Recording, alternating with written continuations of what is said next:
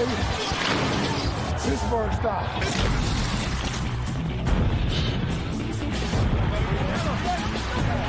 It's time to get after these boys.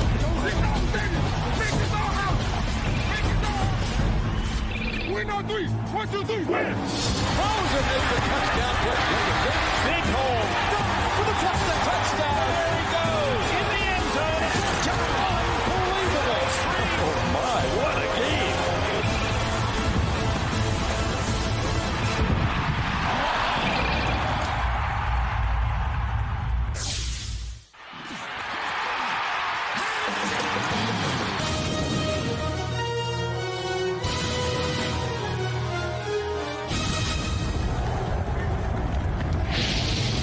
Brown Stadium in Cincinnati, a playoff site for the first time. And it has been 15 years since the Bengals experienced the postseason and their fans, so a whole lot of unspent energy to call on today as Pittsburgh and Cincinnati are about to collide in the wild card round. A victory by the Steelers would send Pittsburgh to Indianapolis, New England out to Denver. However, if the Bengals prevail, they will be at Denver next week, sending Brady and the Patriots to Peyton Land in Indianapolis. Hello, friends. Jim Nantz along with Phil Simms. What a scene we have here today, partner. These two out of the AFC North were both 11-5 on the season. The Bengals won the division because of a better record within the division. They met on 2 occasions, and home field was never defended in those 2. Yeah, you know, Jim, you look at today's game, and we had a chance to talk to the coaches. We talked to Bill Cowher last night about today's game, and he says, look, we've been in playoff mode for 4 weeks. We're on the road. We're hungry. We're ready to play. And for the Bengals, they played terrible the last 2 weeks, so that's made the team edgy. And when you're edgy during the week, preparation is good. It should show with better play on the field. We've got 2 of the brightest young stars at quarterback in the National Football League, finishing 2nd and 3rd in quarterback rankings, Palmer and Roethlisberger. Let's begin with Big Ben, who's had an injury-plagued year with a knee and also a chipped bone on his throwing thumb. But you cannot deny that Roethlisberger, when he's healthy, when he can go, he's a winner. Well, even when he's hurt, he finds ways to get it done. You talk to the coaches and the players, they think he's healthier than he's been in a long time. He's playing well. They have tremendous confidence in him. And also, when we talked to him last night, we could tell by just the way he sat there, the looks he gave us, he feels good about himself. He's confident he's going to play well today's game. And again, Carson Palmer led the league this year with 32 touchdown passes. What do you see, Carson Palmer? Well, when I look at Carson Palmer, I see a lot of skill, a lot of talent. And you take that, and you take one of the best pass-protecting offensive lines in the NFL. You put Chad Johnson, other good receivers, Rudy Johnson behind him. What do you get? You get an explosive offense. They will need it today. They need Carson Palmer to be exceptional to win this game today. All right, Phil, let's take a look at the UPS reliable game points. And we begin with the Steelers. And you say for Pittsburgh today, power and surprise. Power and surprise. Power with the running game, surprise. That means blitzing Carson Palmer. And for the Bengals, big plays and turnovers. They need big plays in offense to help them, and they need turnovers on defense to cover up some of their ills. For your reliable game picks delivered by UPS, log on to CBSSportsLine.com. This game is brought to you in high definition by Sony. Bill Cowher taking Pittsburgh to the playoffs for the 10th time. And Marvin Lewis, his first game in the postseason as a head coach. And it's coming up next on CBS. He's got room in front of him. Early back. Touchdown. He breaks free. Oh, what a play. Unbelievable. Oh, my. Well, when you're division rivals, there's not only a familiarity, but an inherent disliking of one another. Joey Porter in the pregame warm-ups talking a little trash with who else but Chad Johnson, and the officials were just in the area to make sure it never progressed. You can see it's breezy here, but 62 unseasonably warm. Let's go down to Bonnie Bernstein. Bonnie? Jim, you're not going to believe what Chad Johnson was doing at 12:30 this afternoon. He was outside in the parking lot mingling with tailgaters. He said, I've never done that before, but Cincinnati hasn't been to the playoffs a while. I wanted to shake every hand and make it my job to put everybody I could in a comfort zone. I guess that's just Chad being Chad, Jim. Yes. He is one of a kind in this league. There's no question. Out tailgating before the game. What do you make of the high winds here today, Phil? Well, anytime it's windy, Jim, it's always a factor. Punting, kicking, skilled people catching and throwing the quarterback. So we'll see if it's a factor. Steelers won the toss. Shane Grand kicks for the Bengals. Down to Quincy Morgan, who takes it at the 2. Stays on that right side and falls at the 23. And here comes Ben Roethlisberger, who was schooled up at Miami University, just 40 miles away from Cincinnati. 17 touchdowns, 9 picks, 4 of his 9 interceptions on the season by the Bengals, including 3 in their last encounter. That offensive line, Starks on the right side, son of former Bengal Ross Browner. And Willie Parker, over 1,200 yards rushing this season, more yards this year than he had in his 4 years at North Carolina combined. What a find, an undrafted running back, Willie Parker. And he gets the call on first down, and a good run it is to the 29. Ohaleti for the Bengals. Their safety brought him down. Now, for the Bengals, it's a ball-hawking defense, no question. And Sean Smith starts as Brian Robinson is active, but not in at the beginning with that foot injury that's kept him out 7 games. Odell Thurman, the rookie, and a big playmaker. And Deltha O'Neal, who tied for the league lead with 10 interceptions. He's not 100% O'Neal, as there's movement on the left side. And already mixing it up as you see Larry Nimmers. 5-yard penalty, still second down. Marvell Smith on the left side moving. And Phil, let's talk about the Steelers with possession. Well, you always hear those sayings, 8, 9 guys up the line of scrimmage in the box. The Steelers said, we don't care, we're going to run it anyway. And the Cincinnati defense says, well, we don't care, we're still going to get up there and put all those guys up there and dare you to keep trying to run against our defense. They bring in a second tight end, that's Tuman in motion. More like an H-back, and throwing a block for Parker, who only gets just back to the line of scrimmage, maybe a yard. It'll be 3rd on the way. 3rd and about 8 as David Pollock made the hit.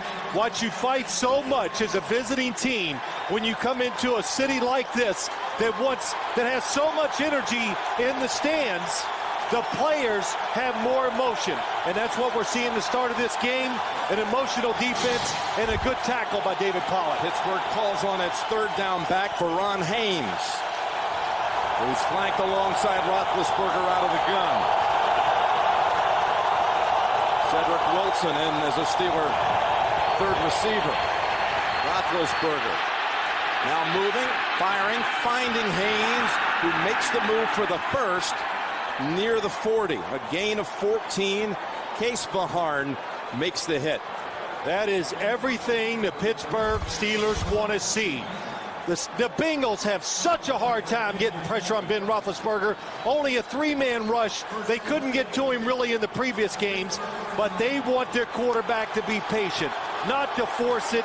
He did not this time, so by being patient, he finds a receiver late down the field for a first down. Willie Parker returns on first down. Finds Ward, sits this one out. And it's Parker running behind Starks and Simmons for a gain of 2. Ohaleti makes the tackle. Ben Roethlisberger has been outstanding this season. You can see on opening drives. In fact, in the first quarter on the year has not thrown a pick. In the entire season, no first quarter interceptions. And overall, 8 touchdown passes in the opening quarter, tied for the most with Palmer and Brady. Well, it tells you he's good. He's got some good talent around him, and they're well balanced when they need to be. It's 2nd down and 8, and he's looking right side, and Randall L. wants a flag, but is not granted it. Deltha O'Neal, I mentioned, not 100%. He's got a sore knee. They worked him out before noon today under the supervision of Marvin Lewis, and they decided he was able to go and start. Deltha O'Neal, good matchup against Randall L. They're both quick and fast. He puts his hands on the receiver too early, but Randall L. did not diagnose the play quick enough, so the throw was behind him. Team record 10 picks and rewarded with a Pro Bowl selection. And a dead ball timeout called by Cincinnati. 3rd and 8 coming up out of the break. Just getting started here in Cincinnati. Just a small smattering of Steeler fans. We see them travel so well all the time, but not that many here today. There was a big campaign, a good big push. The radio, the papers, don't sell your ticket to the Steeler fans. And you're right, as few and terrible tales as I've seen when the Steelers have been on the road. 3rd and 8 for Roethlisberger and the Steelers. They picked up 1 first down on this opening series. Over to Heath Miller, rookie tight end, grabs it, but is well short of the first. Forced out by Torrey James. Good drive for the Steelers offense. They changed field position. They dealt with the crowd, overcame a couple penalties, and also the Bengal defense beat up, maligned here, especially the last 6 games of the season. They'll take it anytime the other team doesn't score. And that's Keywan Ratliff waiting for the Chris Gardocki punt.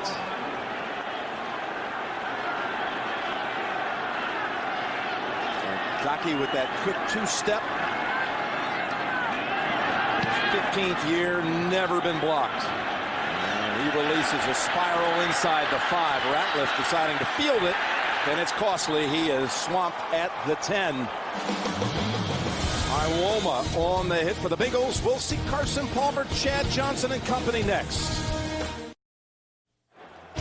The NFL on CBS is sponsored by Southwest Airlines, proud sponsor of the NFL and official airline of Super Bowl 40. Subway, celebrate this year by keeping your resolutions. Stop into Subway restaurants tonight. Subway, eat fresh. And by refreshingly smooth Bud Light, always worth it. Well, the Bengals have had great field position all year, but not this time to open the game at the 11. Carson Palmer, the 32 touchdown passes, a league high. Also led the league in pass completion percentage at 68%. Only 12 interceptions, plus 20. Touchdown interception, best in the league. He's going to Rudy Johnson, his 1,000-yard back, and it's a gain of 1. Palmer finished second to Peyton in the quarterback ratings. The last Bengal to win the passing title, Boomer Esiason back in '88. Palmer finished second. That line only surrendered 21 sacks, best ever by the Bengals squad, and Anderson made the Pro Bowl for the 3rd time. Chad Johnson led the AFC in receptions and receiving yards. Now, Rudy Johnson out, and Chris Perry in the backfield on 2nd down and 9. They go to the 3-receiver set, bringing in Chris Henry. Going for the deep ball, looking for Johnson. He's under it and taken off down the sideline, down to the 23 of Pittsburgh. And Palmer was walloped after the throw.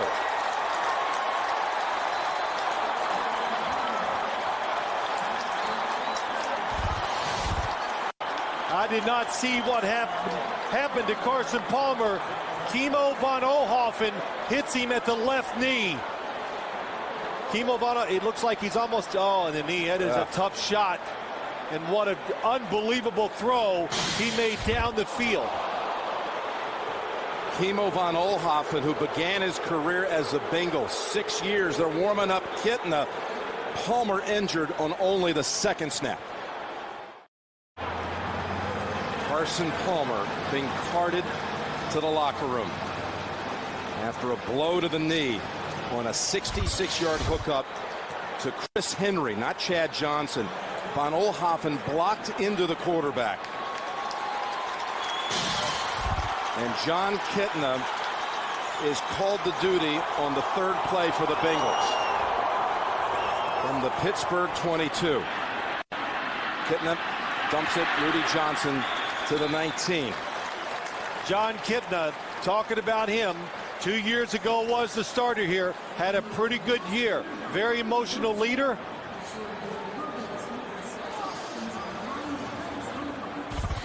During that break, Marvin Lewis wanted an explanation about that hit. Was it a legal hit?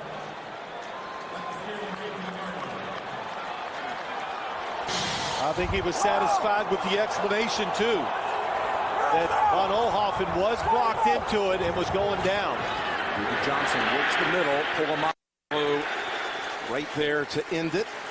But just 16. Jim, I'm sorry. Just to go back to John Kitna, it was just 2 years ago that he was the quarterback of this team. He did play some last week, and the Bengals, who are a little different from a lot of teams in the NFL, on Fridays, when they had their final real big practice, he gets quite a few of the reps. So at least he's not coming in this game cold with no practice time and no playing time. He has started one career postseason game. That's with Seattle back in '99.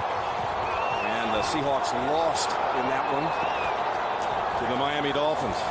And Dan Marino, here's the shovel pass, and Perry has the first. Down at the 9-yard line. This all again set up on the long toss to Chris Henry, the rookie receiver out of West Virginia, who was working on Deshae Townsend for 66 yards. Hey, what a perfect throw. High arcing throw. Carson Palmer, it was perfect. Chris Henry, a lot like Chad Johnson, the same body type and not quite as fast, but fast enough to get deep for that 60-something yard catch. First and goal to go for the Bengals. Run it, and they'll lose a yard. Polamalu coming up to plug it, and Joey Porter also. Now, a lot of people just... you'd want to know, well, will the game plan for the Bengals change now that John Kitna's in there and not Carson Palmer? Absolutely, it will change. The thinking of how they want to play today, they're going to slow it down, and they're going to be a lot more patient with their running game than they would be if Carson Palmer was still in there. They bring Henry in as a third receiver on second and goal to go.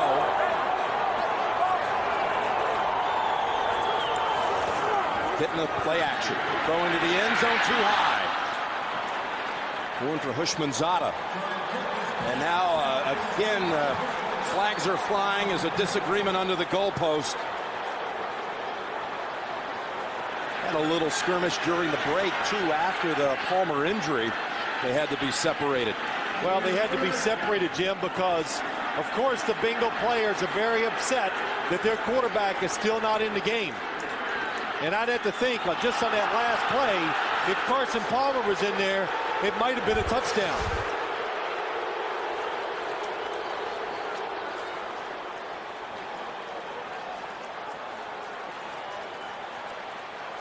Look at all of this going on. Well, you know, the problem is Chris Hope, the safety number 28, was doing the old walkover, stand above the player.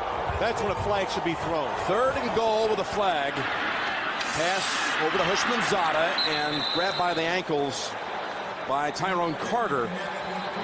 And then Chris Perry back at the 20 mixing it up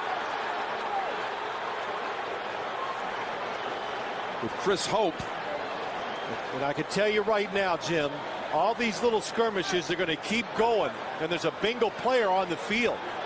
But these skirmishes are going to keep going until the officials just throw flags and hurt one team with a lot of penalties, and that'll stop all the pushing and shoving. It appears to be Chris Henry hurt at the goal line, and he was shaken up on that 66-yard catch. Illegal motion on the offense, number 85. Penalty is declined. Fourth down.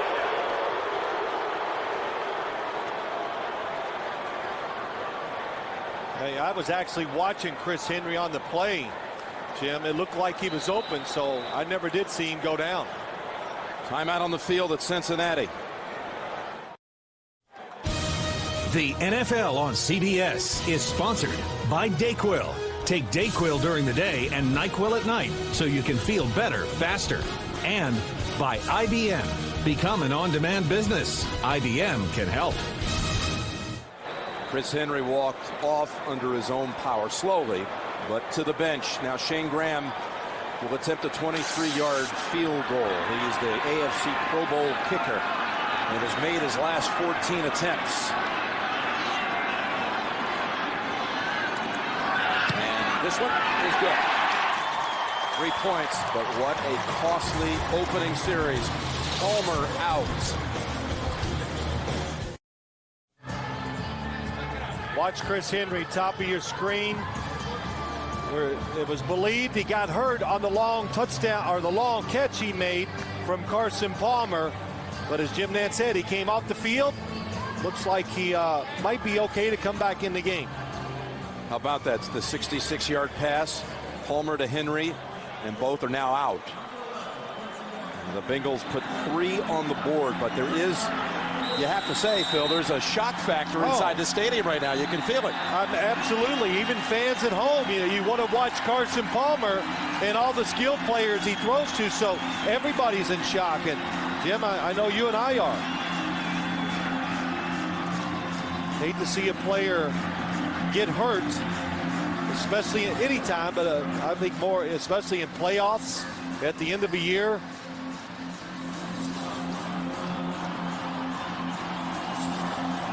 So Marvin Lewis, all he can do is shake his head right now.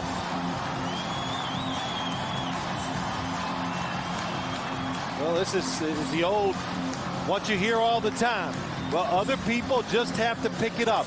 And it does happen, because now all of a sudden the Bengal defensive players, they feel even a greater sense of urgency, so that makes them more emotional.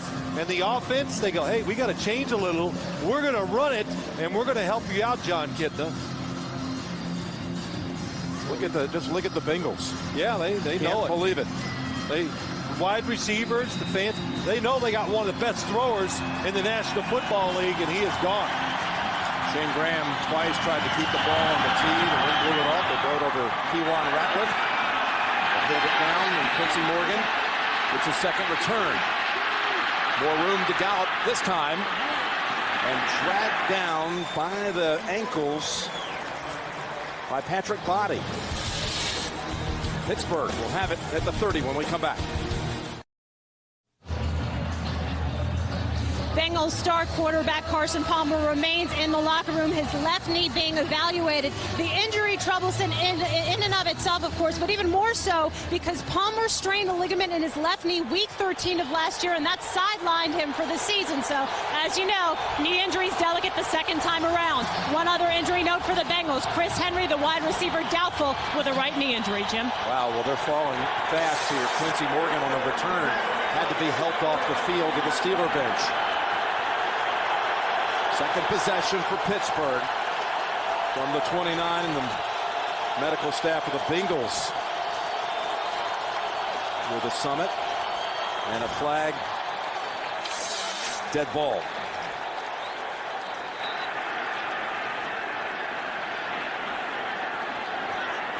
Prior to the snap, false start on the offense, number 86. 5-yard penalty, still first down. Second false start on the Steelers. And again, the hit by a former Bengal. And watch Kimo von Oelhoffen. Watch his reaction. He knows it right away. He suffered 6 seasons as a Bengal without going to the playoffs, von Oelhoffen. And he was upset about it as well.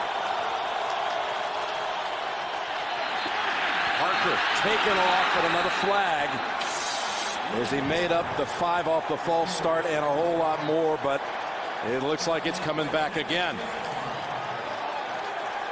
Prior to the ball being snapped again, false start on the offense, number 82. That's now 3. 5-yard penalty, still first down. 3 false starts in this first quarter.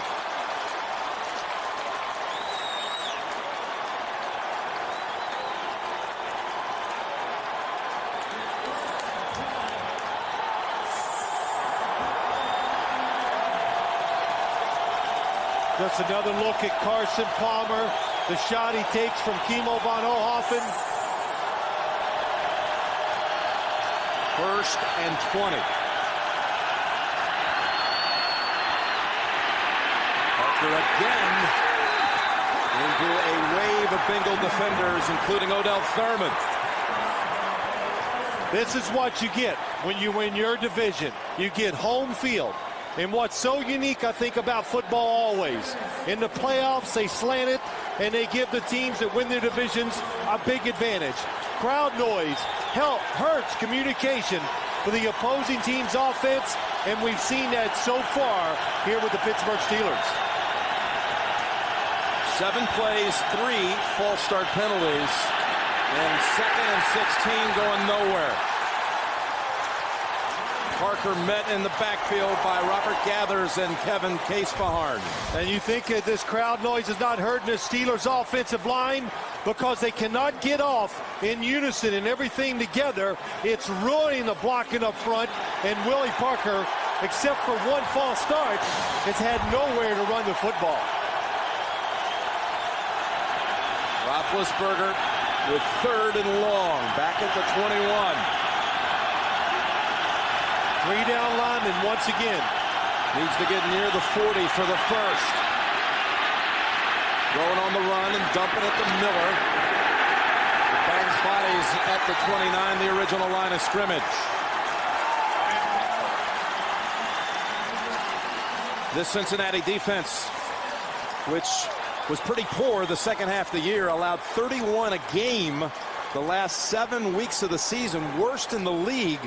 Now knowing that they need even a bigger effort today with their offensive star down. Well, Jim, you can't watch a show on TV where they don't just say, wow, isn't that defense terrible? So they've heard it all week, and they've come out and played with a lot of energy and emotion so far, and it's hurt the Steelers.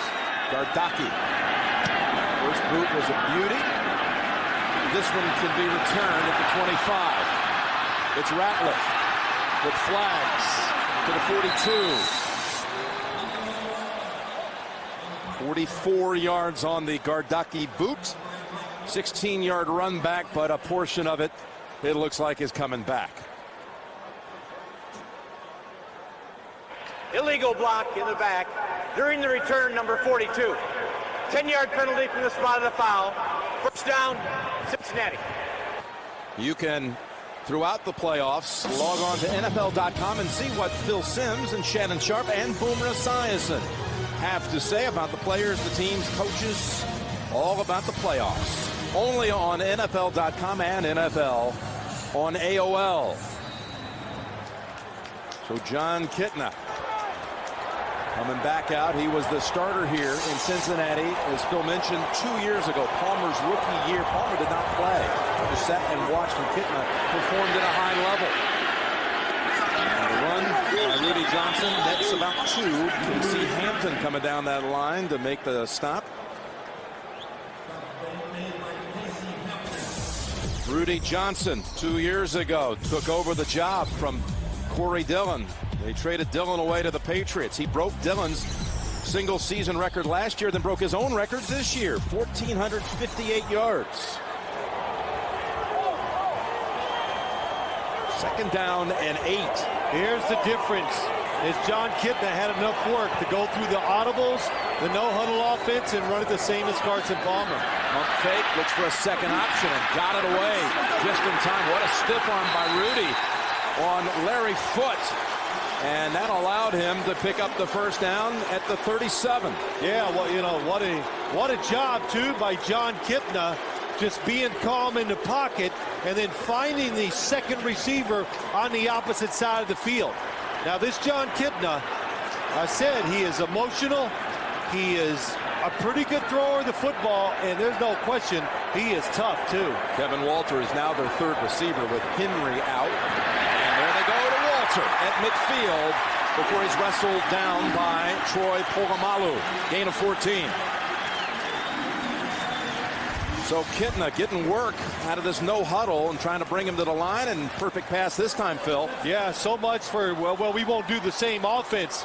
John Kitna, they like what they see from the Steelers defense, because when you go no huddle, what it does to defenses, I think, around the NFL, it settles them down. They're not willing to take as many chances. Porter coming in on the quarterback. Kitna runs away from the pressure and has the first down before he's knocked down at the 36. Hey, he better learn to slide in this one now. That's not his style.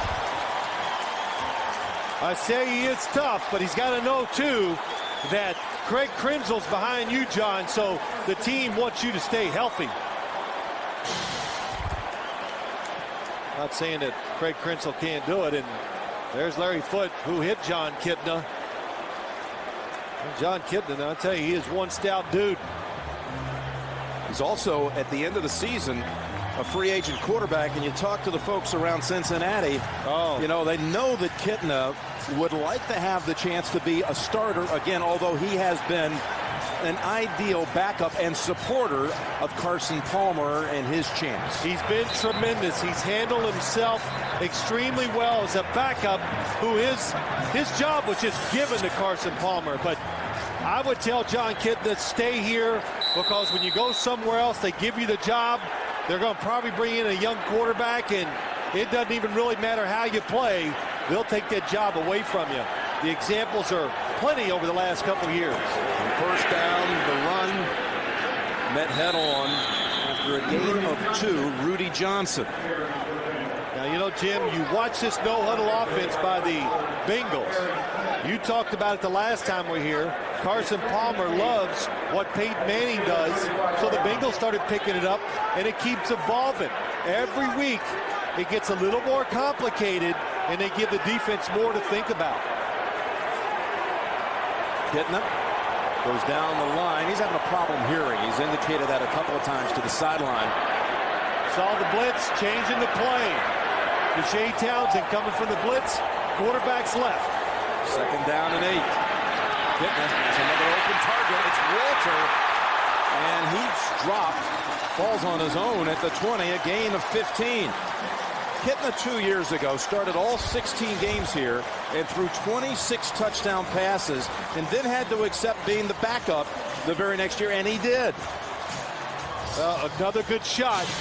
But what I said, he does have a pretty strong arm, and not wavering at all.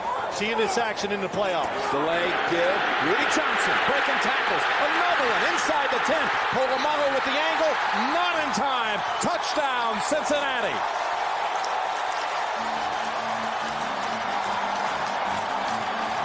He just broke away from Chris Hope.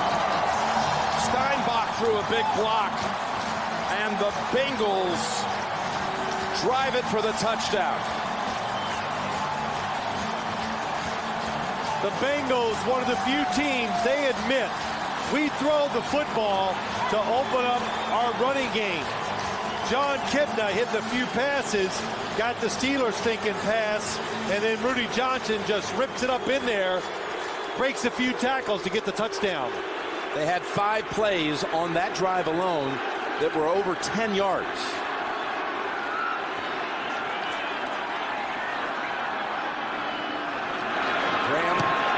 Good on the extra point. First 10 to Cincinnati. Is Rudy Johnson running home for the touchdown. Rudy Johnson, number 32. Watch what he can do. It's the draw play. Runs through the defense, breaks a tackle by the safety Chris Hope, and then Troy Polamalu not able to get him to the outside. And the Steelers, their biggest worry is that if the Bengals start running the football, oh man, look out. 20-yard touchdown run. He had been contained on his first 5 carries for only 8 yards, but breaks the draw for the score. And the blocking, Reggie Kelly, oh, nice block on the outside by the tight end, allows Rudy Johnson to go up inside. Then he shakes off Hope. Now Quincy Morgan injured on that last return. He's not in here for the Steelers. It's Ike Taylor deep. And Taylor running up the middle and had a chance to go even bigger and deeper with the run back. Shane Graham, the kicker, in on the tackle at the 41.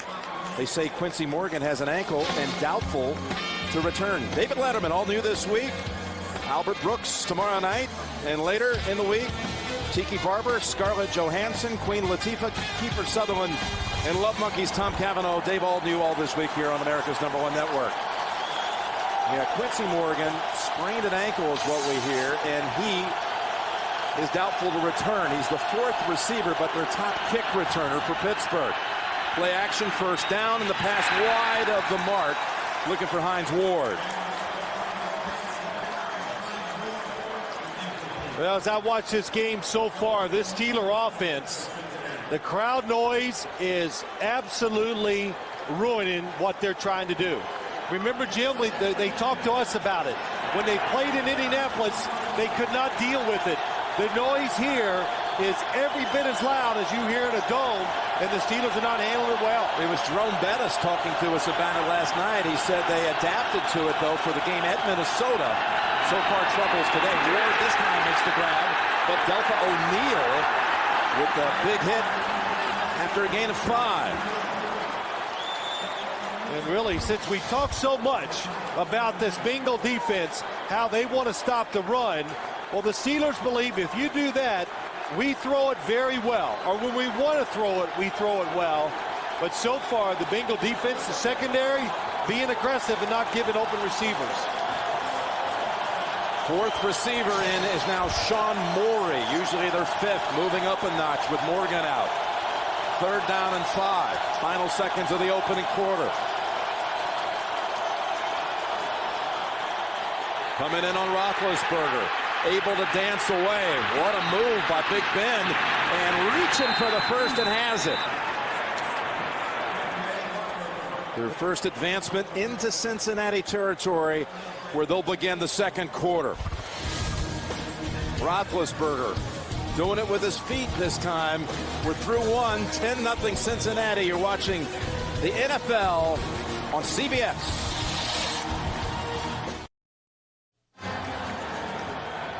We start the second quarter. Jim Nantz with Bill Sims, Bonnie Bernstein. 10-0 Bengals. The Graham field goal, a Rudy Johnson 20-yard run, but Carson Palmer injured on the second snap for Cincinnati with a knee. On the reverse, they're going around with Randall L. And that is shut down after a gain of about 7 and a late flag.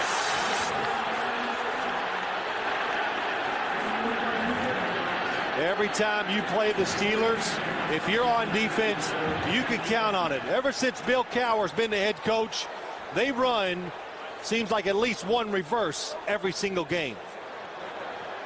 They are going to make you be honest on defense. Personal foul, unnecessary roughness, and a late hit out of bounds. That's a 15-yard penalty from the spot. First down. Corey James was trying to lock down that side, and take a look at the late hit.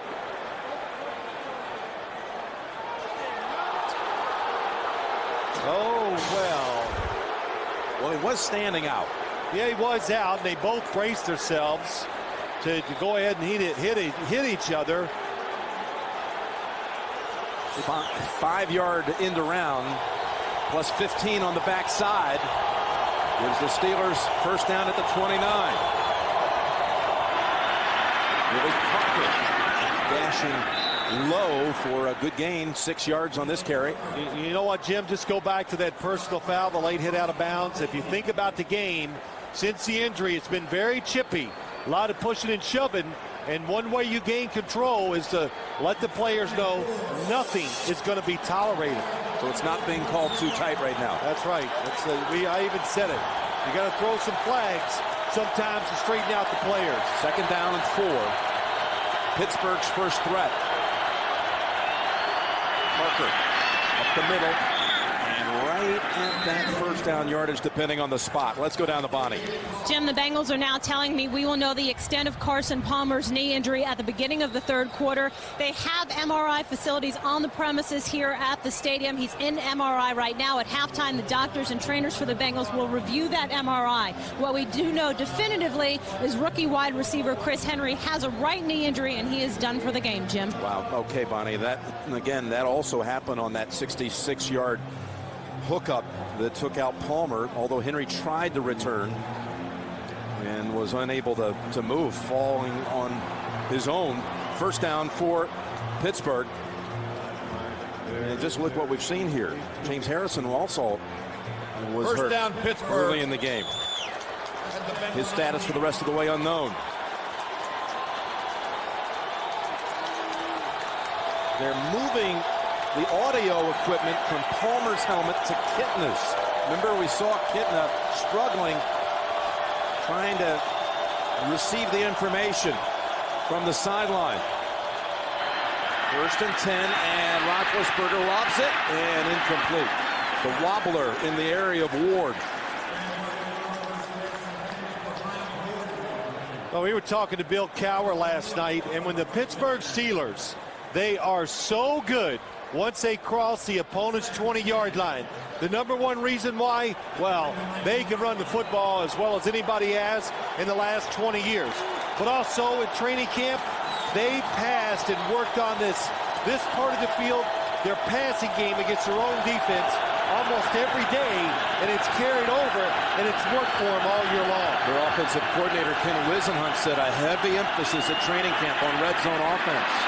They toss it to Parker, and he takes off untouched for the touchdown for Pittsburgh.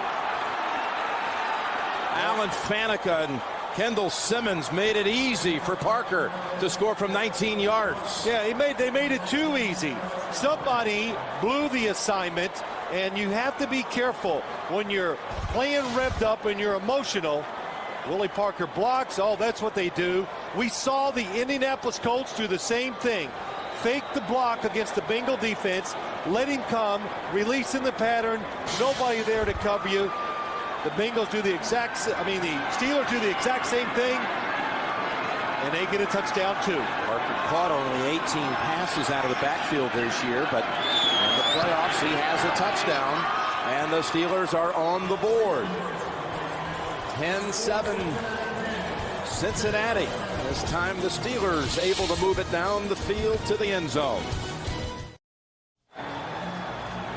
Fast Willie Parker. Discovered by a scout down in the Carolina area by the name of Dan Rooney Jr. How about that? What a find.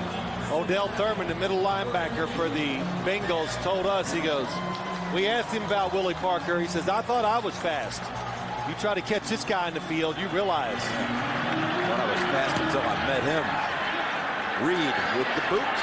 Carries only to the 10. Tap Perry on the return. What an impressive rookie find on their side out of UCLA. Bryant McFadden, the special teams tackle. What did you see on the touchdown? Well, here's Brian Simmons on the outside. He's going to come in the blitz. Willie Parker fakes the block. The Bengals love to blitz when you're going in to score, but when you do that, you must hit the guy that's trying to block you. You must engage to make sure he doesn't get out in the pass pattern. And like we said, Jim, I saw this coming here for the Colts game. The Colts did it, and now the Steelers did it too. So you got to learn from your past mistakes. Great starting position for the Bengals. They bring Perry out of the backfield, leaving it empty for Kitna. Goes underneath to Perry and only to the 47. Some fascinating connections between these two out of the AFC North. You have Coach Cowher, who actually gave Marvin Lewis his first coaching job in the National Football League. Marvin Lewis was his linebacker coach on his first staff, 92 through 95. Second down and 5 for the Bengals.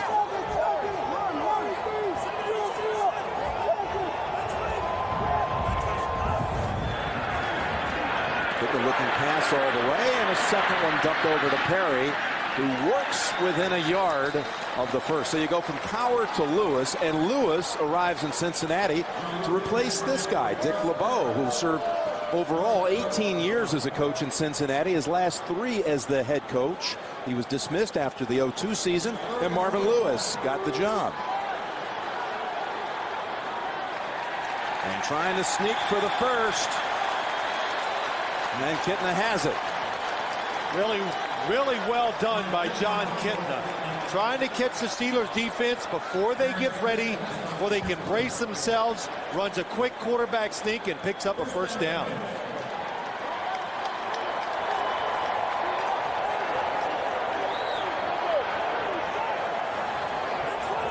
Kitna looking very poised, being called to duty so early, unexpectedly, not taken off.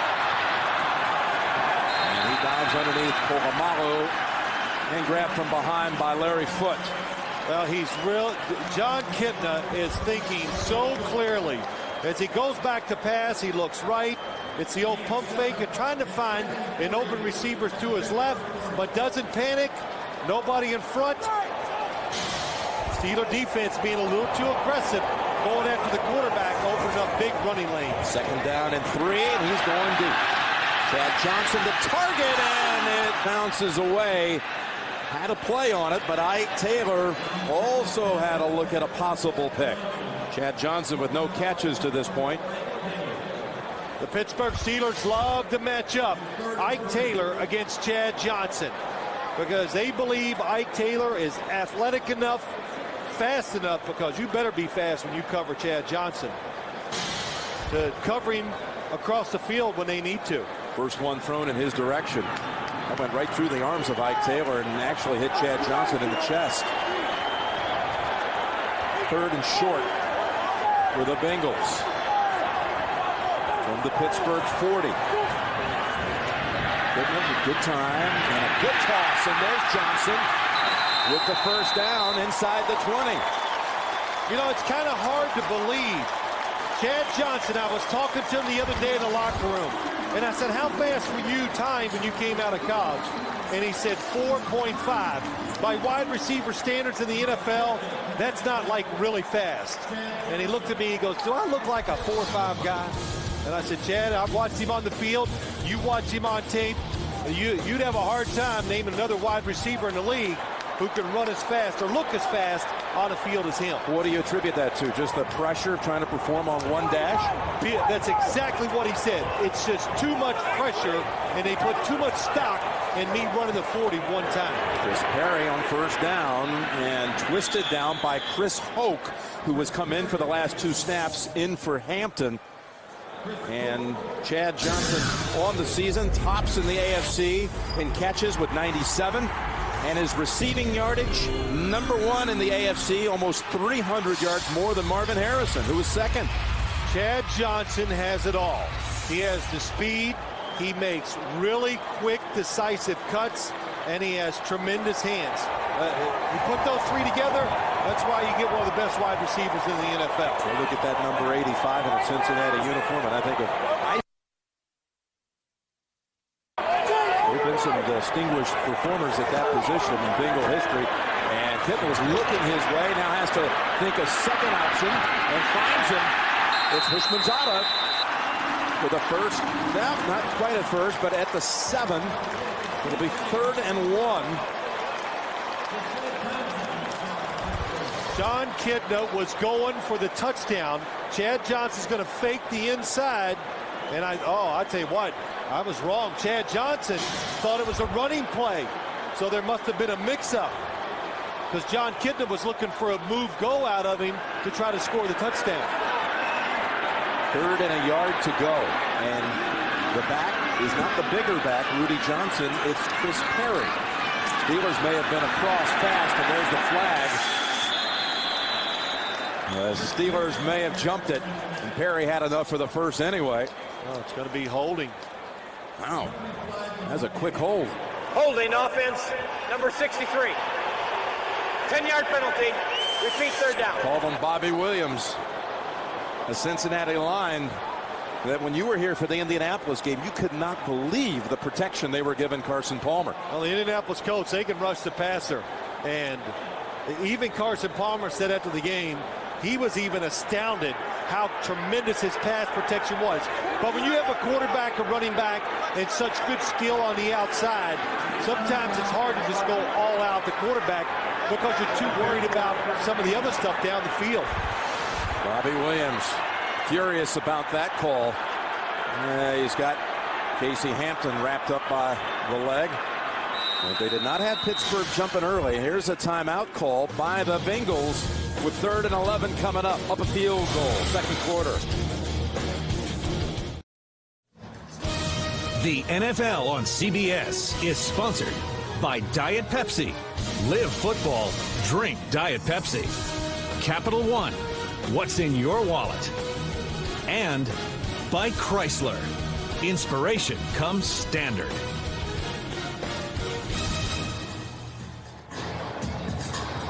Third and 11 on the way for the Bengals.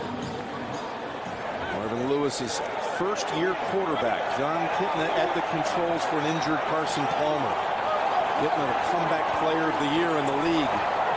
Back in 03 as he took his team from a 2-win team to an 8-win team. Throwing underneath and almost picked off. Did Polamalu make it? They say incomplete. Touch the ground first. Off the deflection, and look at this. Another exchange on the field.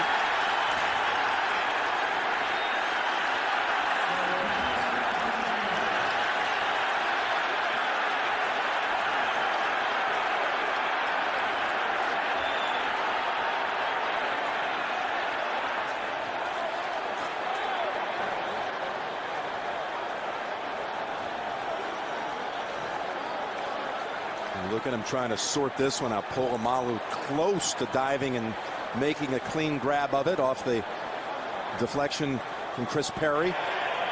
After the incomplete pass, we had unsportsmanlike conduct on the defense, number 43.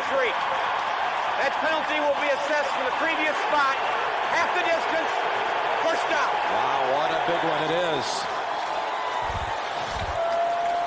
How close did he come to the pick? Wow, Ooh. really close. I didn't realize when I watched it, he got his hands under it. But when Troy Polamalu threw the football, that's where the personal foul comes in. And Bill Cowher needs to get his team together and give him a speech. About playing with poise. And another whistle stopping the play. It's going to be a false start call, it looks like, against the Bengals. Offense number 63. 5-yard penalty, still first down. And Carson Palmer, he talked to us so much about Troy Polamalu and just said he's the most gentle guy you would ever meet in your entire life off the field. He says people meet him and go, is that an act or is that real? And but on the field, he turns into a different guy. Well, he would know. They shared a house at 1013 Hoover Street, right off the USC campus for 2.5 years. Roommates. First and goal. Setting up a screen of their own inside the red zone. Perry, though, no chance. Steelers all over that one. Their senior year, they were on the cover of the USC Media Guide. Polamalu and Palmer. And they've had some interesting encounters on the field, including Polamalu running right over him for his first NFL touchdown off a Palmer pick. Yeah, it's Carson Palmer talked about it. He goes, well, I deserved it after the way I treated him as a roommate for those years. Says it's kind of strange sounding, but he's the sweetest guy off the field. Vicious on it. Second and goal, and Rudy Johnson fake to Rudy, and a pass right past a number of Steelers intended for Hushmanzada. Steeler defense not going for the pump fakes by John Kipna. They're trying to do a double move, like run a quick route and then go behind the defense. The defense is staying back, and now when they see the football thrown, they are converging with speed. TJ should have caught that one. Well, it was just thrown too hard. I think it got on him. He didn't pick the ball up quick enough, and it was already by him before he really raised his hands. Third and goal. Tab Perry in for the Bengals. Rookie receiver. And Kitna fires, has his man. It's Walter inside the 5 with a flag. Boy, he's found a favorite target in Kevin Walter. Third-year man from Eastern Michigan, originally drafted by the Giants and cut out of his rookie camp, picked up by the Bengals. There he is. 3 grabs in this game already.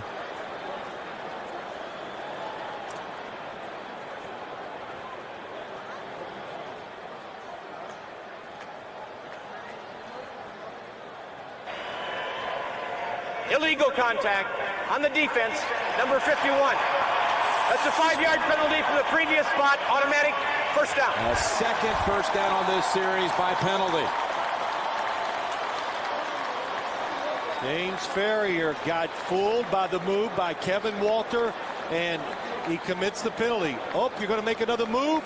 Again, the Bengals doing a lot of deceptive routes, making the defense think they're going one way and they're turning and going another, and that time it results in another big first down for the Bengals offense. They can get the first at the 1, first and 10. And Perry, they had a hard time hooking up quarterback and running back. And thus all of that wasted time results in no gain. Jim, you talk about Kevin Walter.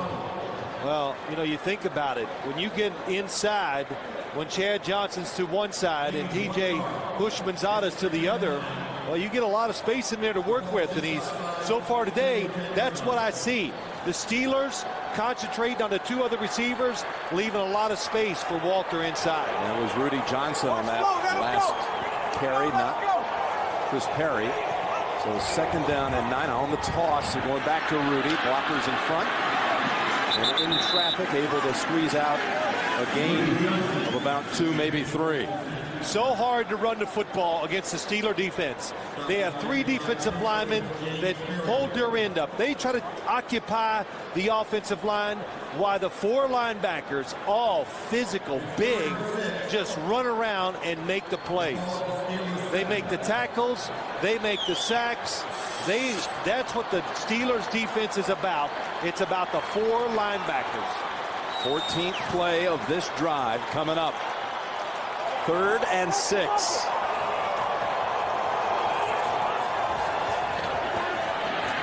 In the end zone, has his man, Houshmandzadeh.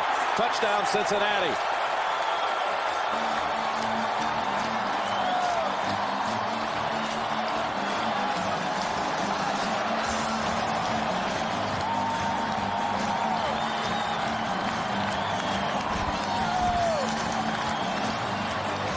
John Kitna looking around for somebody to throw to, and he probably cannot believe the open space in the middle of the field for Houshmandzadeh.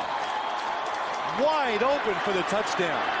Kitna's first touchdown toss of the season. Had thrown 29 passes on the year coming in. Good job on that one. It was a high snap, but Kyle Larson got it down. PAT is good. Bengals back up by 10. Kitna hooks up with Houshmandzadeh.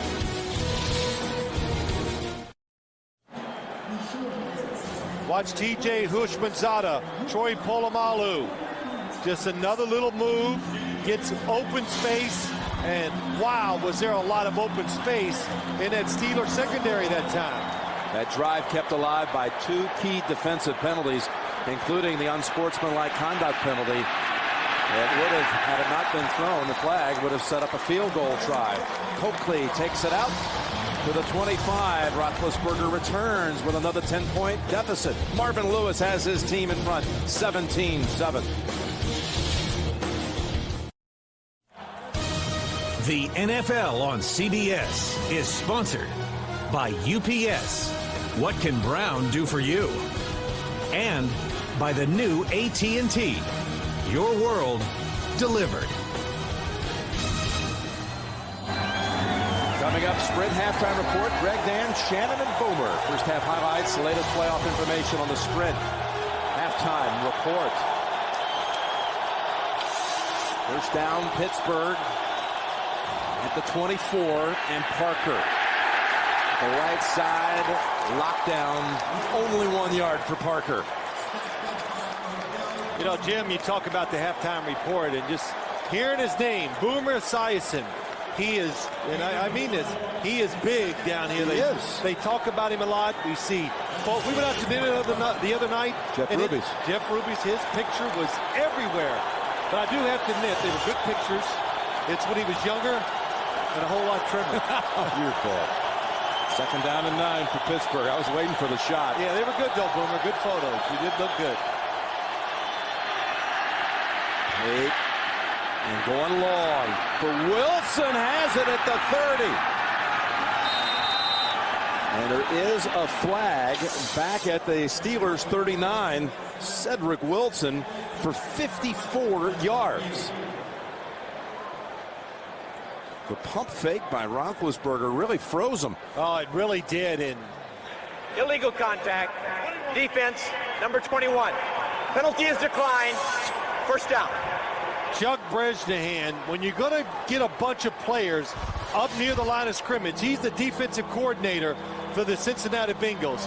Your safeties have to stay back. If you're going to do that, if you're going to crowd the line of scrimmage, then make sure you don't let somebody get behind you. That's all he talked about to us on Friday. Stay deeper than the deepest receiver.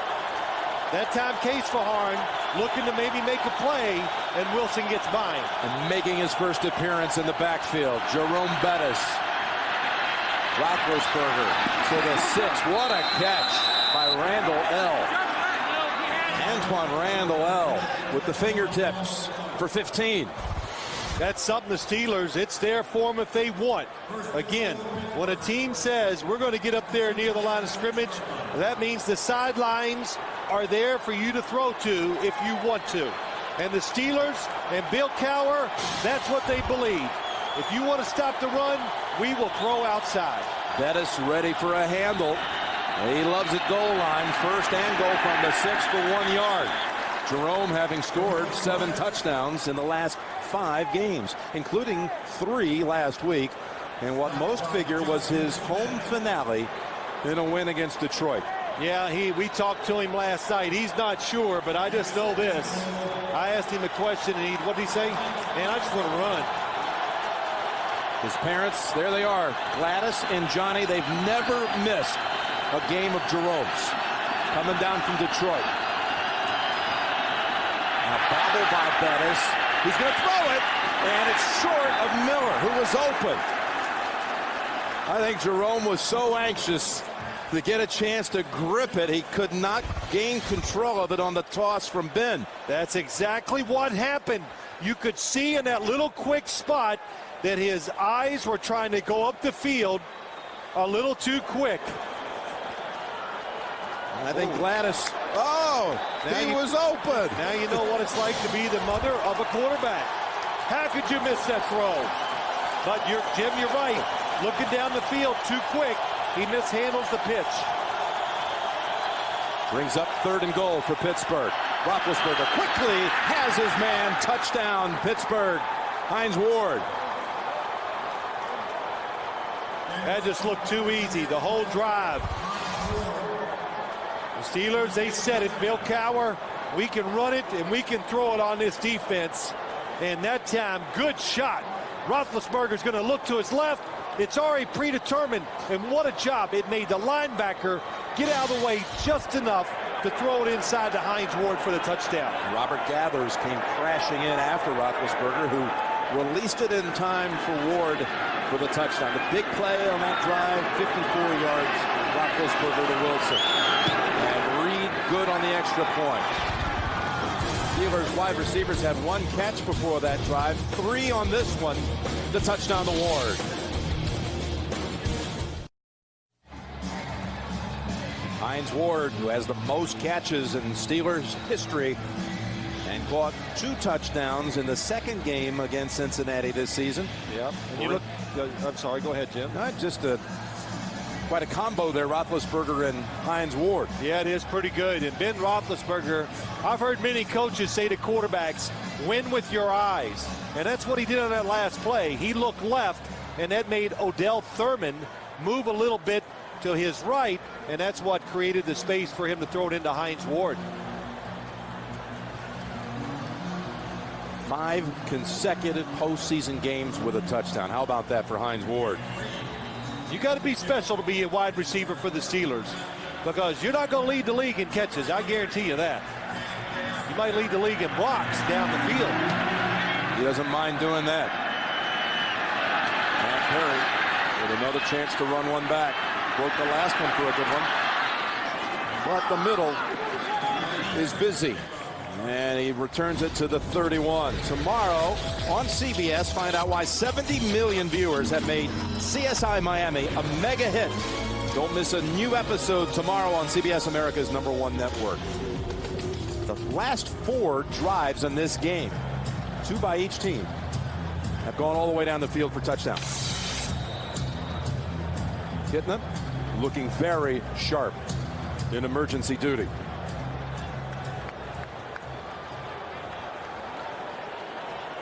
Field goal, touchdown for the Bengals today. When you have a good football team, which the Bengals think they thought they were going to have one this year, you need an experienced, good backup, because you don't want your team to fall apart if somebody gets hurt. Kitna with the pressure on the blitz from James Ferrier, just throws it away.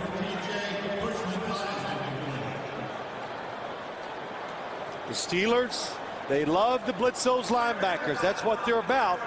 And that's why the Bengals were not that upset playing them, because they've seen the blitzes so much. They think they can handle them somewhat. And it's like Bob Burkowski, the offensive coordinator, said, he goes, well, you know, they do so much stuff. Every once in a while, they're going to fool you. Second down and 10. Kittner works the left side to Chad Johnson. Maybe 4 yards shy of a first. 3:31 to go in the half. That was Ferrier the play before on the blitz. We're talking about all these connections, Palmer and Polamalu, Lewis and Cower and LeBeau. Well, how about Ferrier and Rudy Johnson? They grew up in the same neighborhood in Petersburg, Virginia. He says, I've been watching Rudy run since he was just a little kid. He was best friends with James Ferrier's younger brother, Matthew. I asked him, was he good when he was a youngster? He goes, oh, he was great. It's important to be a running back. One of the best little league running backs you'll ever see. First down, if they give him the forward progress, Hishmanzada, and they do. So we move inside of 3 minutes, and the Bengals driving again, moving the chains. First down line, Hishmanzada definitely passed it. The Steelers on a blitz. The Bengals ready for it. John Kitna getting rid of the football quickly.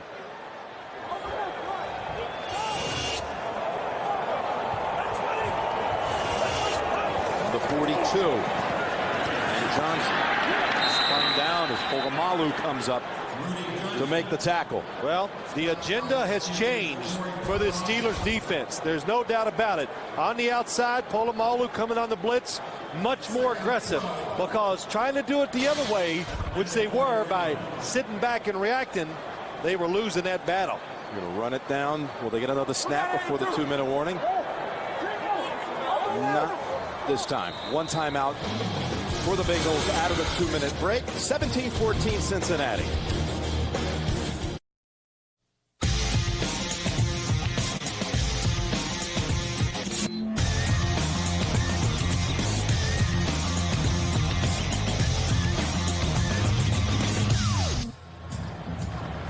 Fast action here in Cincinnati. This game taking on a similar tone to the one they met in the second occasion this year. 38-31 victory by Cincinnati.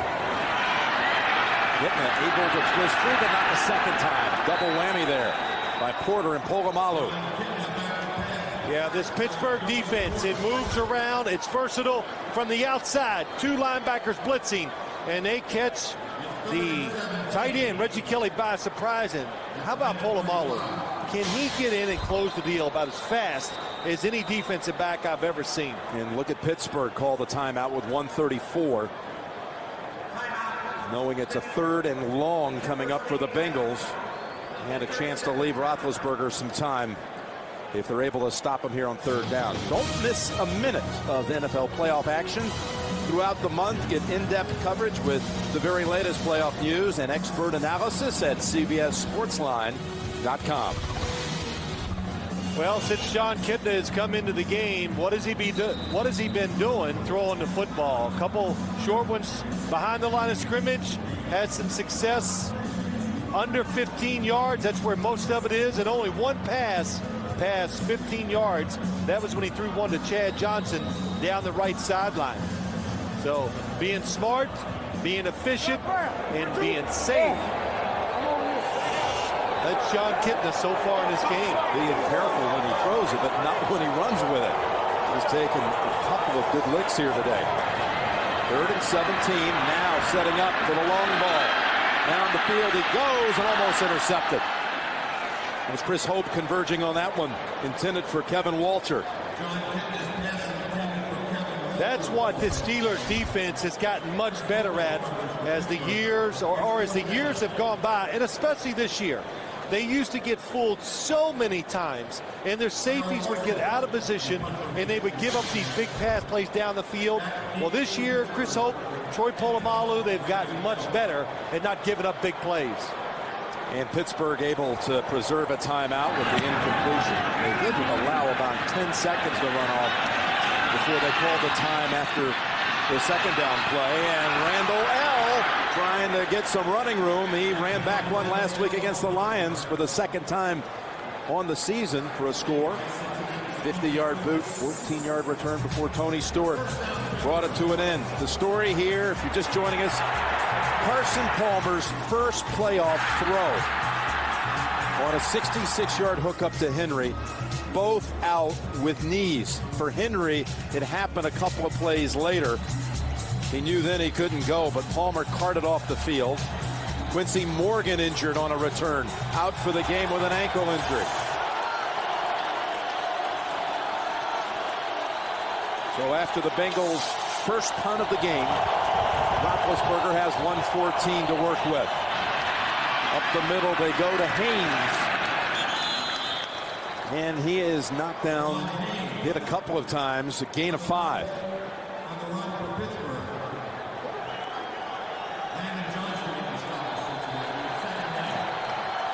Steelers have been behind throughout and for a large chunk of it down 10. And nothing in 17-7, but here it's Wilson on the slant for his second grab, and it's good for a first. Yeah, and a good job right here by the Steelers. Still, well, they did call the timeout. And this Jeff Reed, knowing that he certainly could be called on shortly. Again, coming up, Sprint halftime report with Greg and Dan and Shannon Boomer for first half highlights, the latest playoff information, including highlights of that Carolina shutout of the Giants today. It's all coming up on the Sprint halftime report. Now, as you look at Jeff Reed, looking for a target line here. I will say this, since the opening kick, yes, the winds have diminished. Yeah, the way he was going was downwind, and before the game, they were kicking 55-yarders like they were 20 yards out. Why we had an earmark is maybe from the 37 if the Steelers could advance it in this direction, 55 yards. Roethlisberger's in trouble. Backpedals to get away from the heat and throws it incomplete. Well, that's got to be a flag, and it will be ruled intentional grounding. Vicinity, no intentional grounding. Okay. Second down. Yep. Roethlisberger makes the appeal and wins it. I did not see a receiver in there. I guess Haynes must have slipped through the line of scrimmage because the other officials came up and said to Larry Nimmers that there was a receiver in the area. Haynes in. It was right over Haynes' shoulders, who was trying to hold off the pressure of Brian Simmons. That's why I didn't see him. He was in blocking. There were no receivers out for that catch. Second down and 10. Bengals bring a whole group. And Roethlisberger is taken down. David Pollock, the rookie first-rounder. That's what they hope David Pollock turns into. Number 99. The one thing that this Bengal defense really needs is a frontline pass rusher. First-round draft pick from the University of Georgia. Held out of training camp. Got off to a slow start, but has really picked it up here the last 5 or 6 weeks. Now they're just going to let it run out. That's it. First half comes to a close with the Bengals leading at 17-14.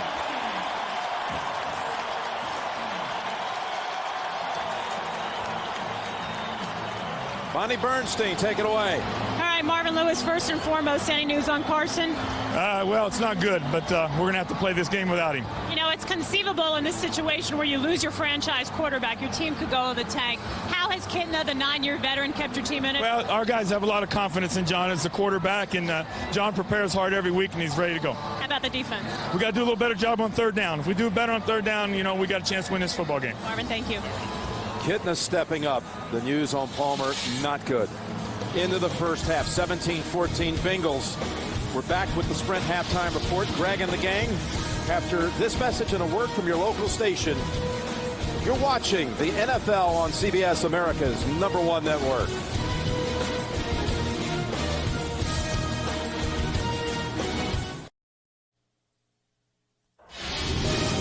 CBS Sports presents the Sprint Halftime Report. Sprint, together with Nextel. Yes, you can.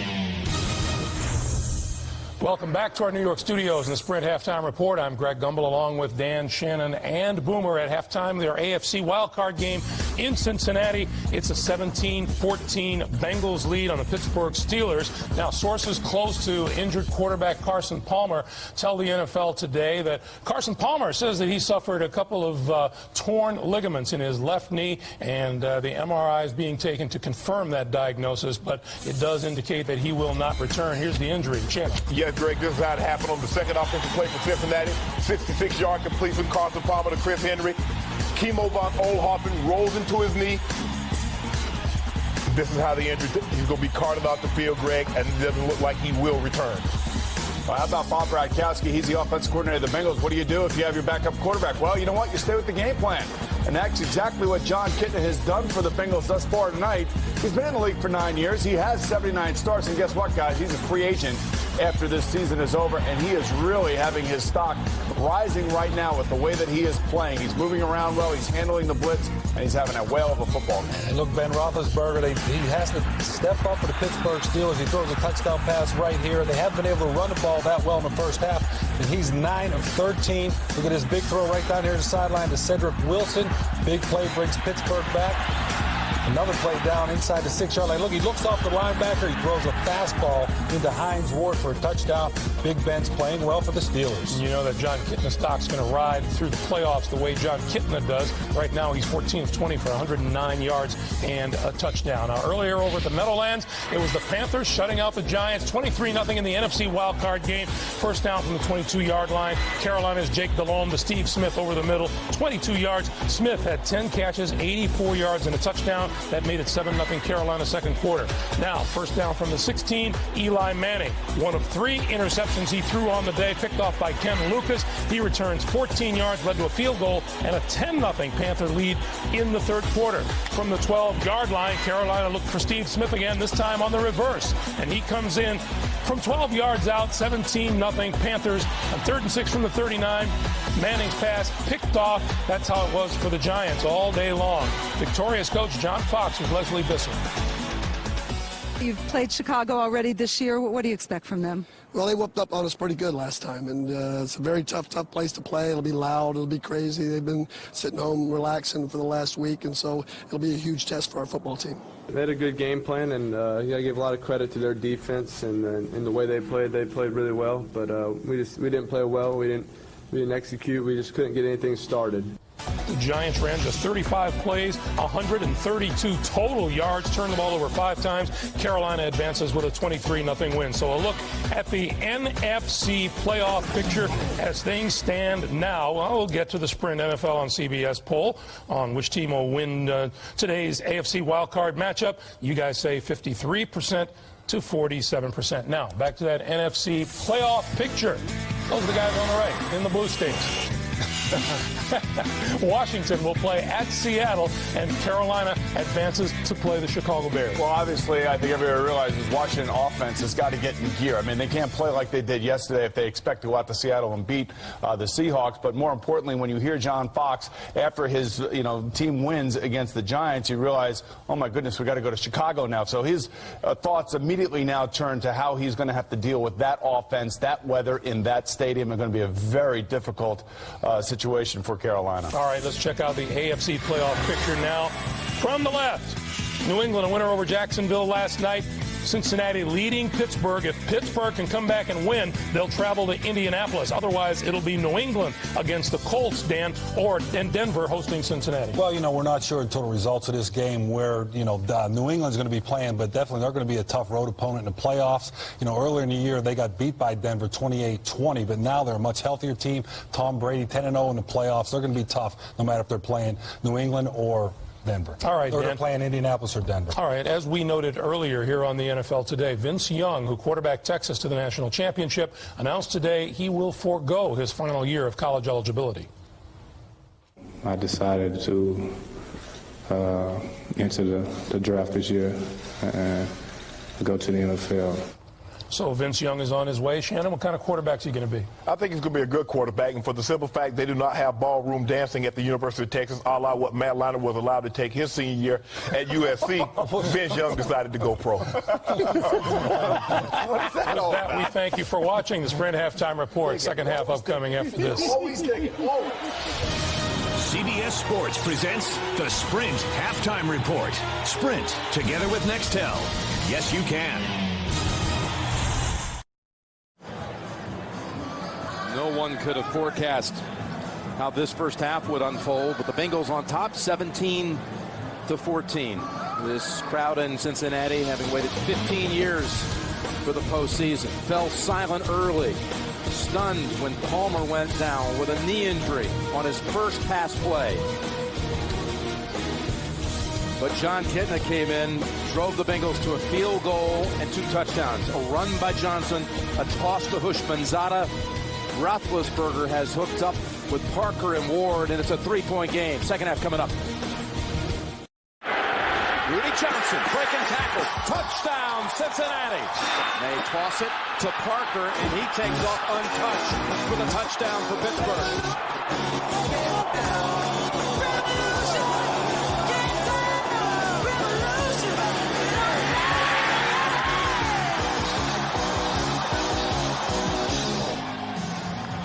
17-14 with Cincinnati about to receive the second half kick, and Phil, the play of John Kitna has been pretty impressive here. Well, Boomer Esiason talked about it at halftime. Remember, he is a veteran. He started for 2 teams in this league, the Seattle Seahawks, and he was a starter here.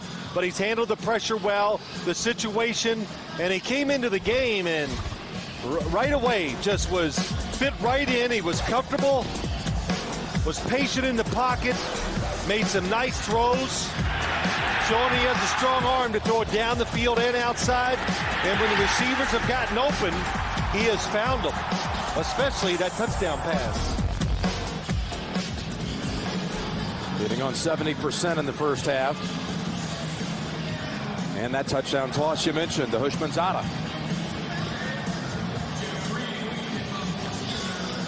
And this game again brought to you in high definition. At Perry. He's turned into a threat every time he touches it. And this time he's setting up a reverse on the kick. And Walter takes it. And it doesn't amount to much. Tackled near the 24. Well, after an early field goal by Graham, Johnson ran it in on a draw from 20. Parker on the screen from Roethlisberger, 19-yard touchdown. Bengals right back to Hushmanzada, in front by 10, only to have Roethlisberger connect with Hines Ward.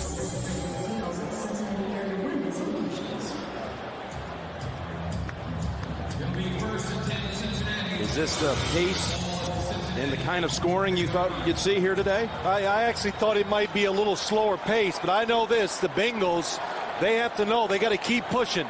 They can't be conservative, because the Steeler offense, I thought, found some rhythm, and they found some plays that worked well against the Bengal defense. Lee Johnson cuts back to the middle, spins, and moves it across the 40 to the 41. 18-yard run by Rudy Johnson. We had a chance to talk to the right tackle, Willie Anderson, about running the football. And he goes, man, I want to run that football because I want people to know we're a physical offensive line, because when we throw it, everybody talks about us being a finesse offense. We can do both. There's Willie Anderson going to a 3rd straight Pro Bowl, and look at Clark Higgins getting helped off the field. Anderson, a stalwart on that right side for the Bengals for 10 years. Yeah, what did he say about the playoffs? He's tired of being home on the playoff weekends when they get started with a barbecue going on in his backyard. Yeah. I'm sick of having my friends over and cooking for them, so didn't have to do it this year. And it's for Bengal players who've been around here and they've gone through a lot of tough times. This was an enjoyable week for them. And with Higgins out and his backup Harrison nicked earlier in this game, Andre Frazier is in linebacker, number 94. It's a gain of 4. Willie Anderson. There he is. Active players, most career games before today without a playoff appearance. Second. And, well, he's once this season ends, he's got another whole business to go back to down in Atlanta. Well, that's right. Yeah, he was telling us all about it. What was it? Fatburgers? Fatburger. He owns the place. Owns the franchise rights. He got him down there. And there's the toss, and the ball squirts out of the hands of Johnson. Never had possession. Ike Taylor has to get credit for stripping that away. Hold on, they may say catch and fumble. Did he catch it 2 feet on the ground, make a football move? Well, Bill Cowher. On the field is a catch and a fumble forward. We'll bring the ball back to spot of the fumble.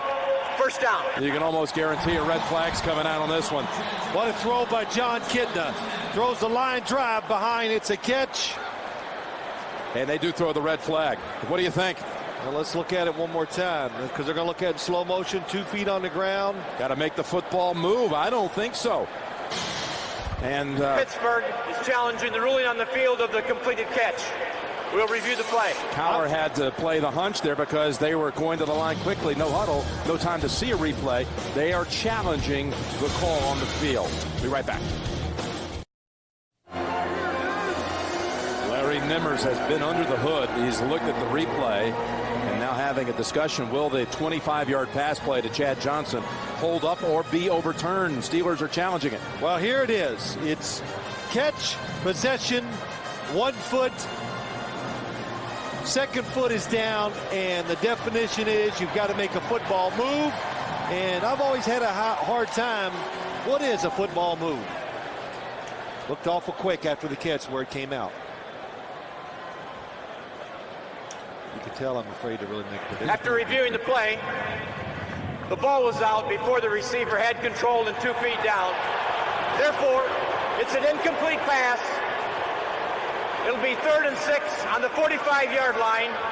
Pittsburgh will not be charged with a timeout. Bill Cowher had to make that decision, like you said, Jim, right from the sideline without even knowing anything from upstairs. So he knew the catch and the fumble was so fast that there was no way that Chad Johnson made a football move. 1, 2, and as he is turning, as soon as that second foot is on the ground, the football does come loose, and that's why it was ruled incomplete. He wins the challenge. It's a challenge, though, he probably feels he never needed to exercise or use up.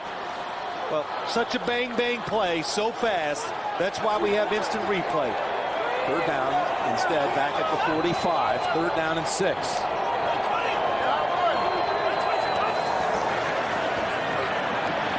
Look in the middle, and it's Walter again.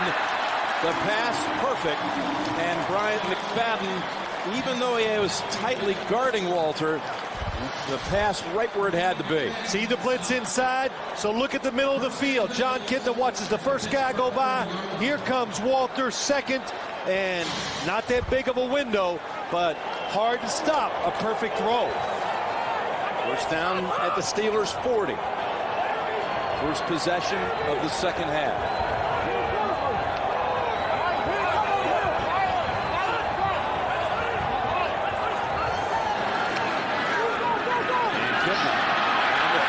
Hushmanzada, he incomplete.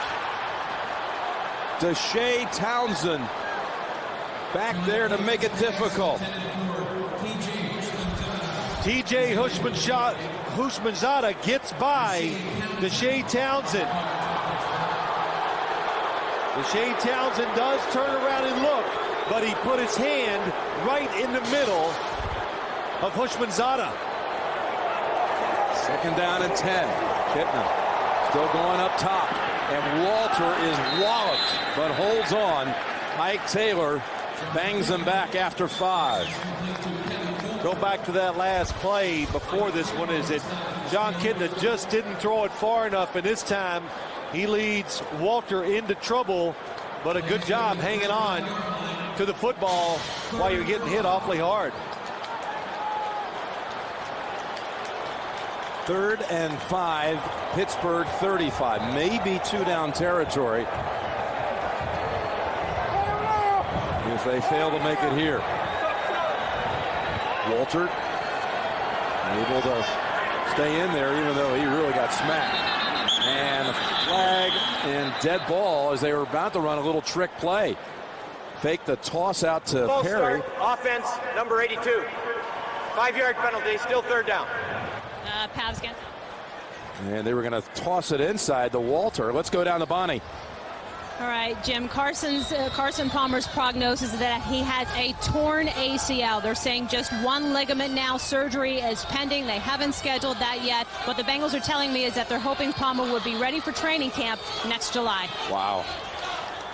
Can you believe that? Signed just a week ago, a new 9-year contract with the Bengals. Palmer's first ever playoff pass, a connection in a season ender. Kitna on the run, sideline, grab is made, the catch given to Chad Johnson. And as long as Chad Johnson got 1 foot down, it will be ruled complete because they ruled him being pushed out of bounds. But what a throw by John Kitna. Running, oh, what a good job. Just dots the I, gets both feet down. John Kitna throwing on the run. Perfect strike to Chad Johnson. Tyrone Carter was the one who pushed him out. And now Rudy Johnson. To the roar of this crowd, the accompanying Rudy from everyone. Gains about 3. So if the Bengals now are going to make a playoff run as the 3 seed in the AFC, and if again, if they won here today, they would have to go to Denver next week.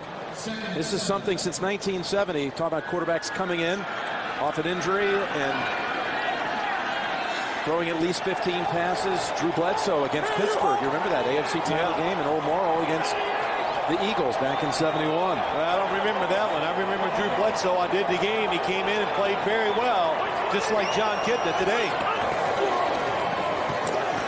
And the handoff for 1 yard. That is it. Back to Rudy Johnson. I'm going to say now, again, talking about the brackets, a Cincinnati win here would mean they would travel to Denver, and that would send New England to Indianapolis. But whatever shakes out, it's going to have to be Kitna leading this team in the postseason.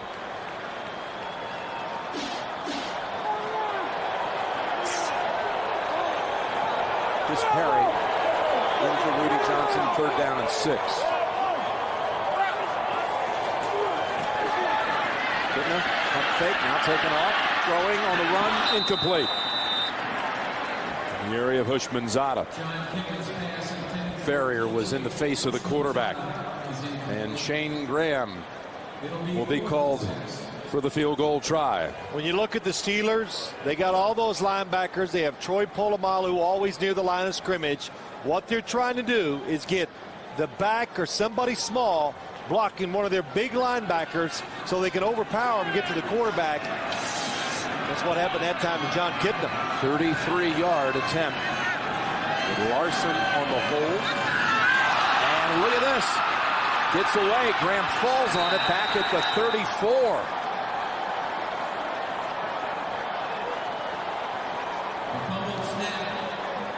They botch the snap, and the Steelers walk away without giving up anything. That's the second high snap of the game, a rare failed red zone drive for Cincinnati.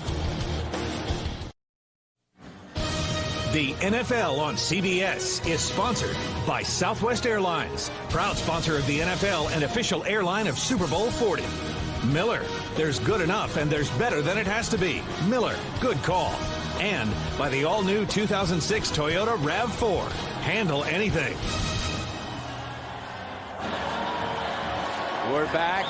The Bengals botching this. Brad St. Louis with his first unplayable snap in 3 years as a Bengal. Prior to that, Cincinnati had scored 36 of its last 37 red zone trips.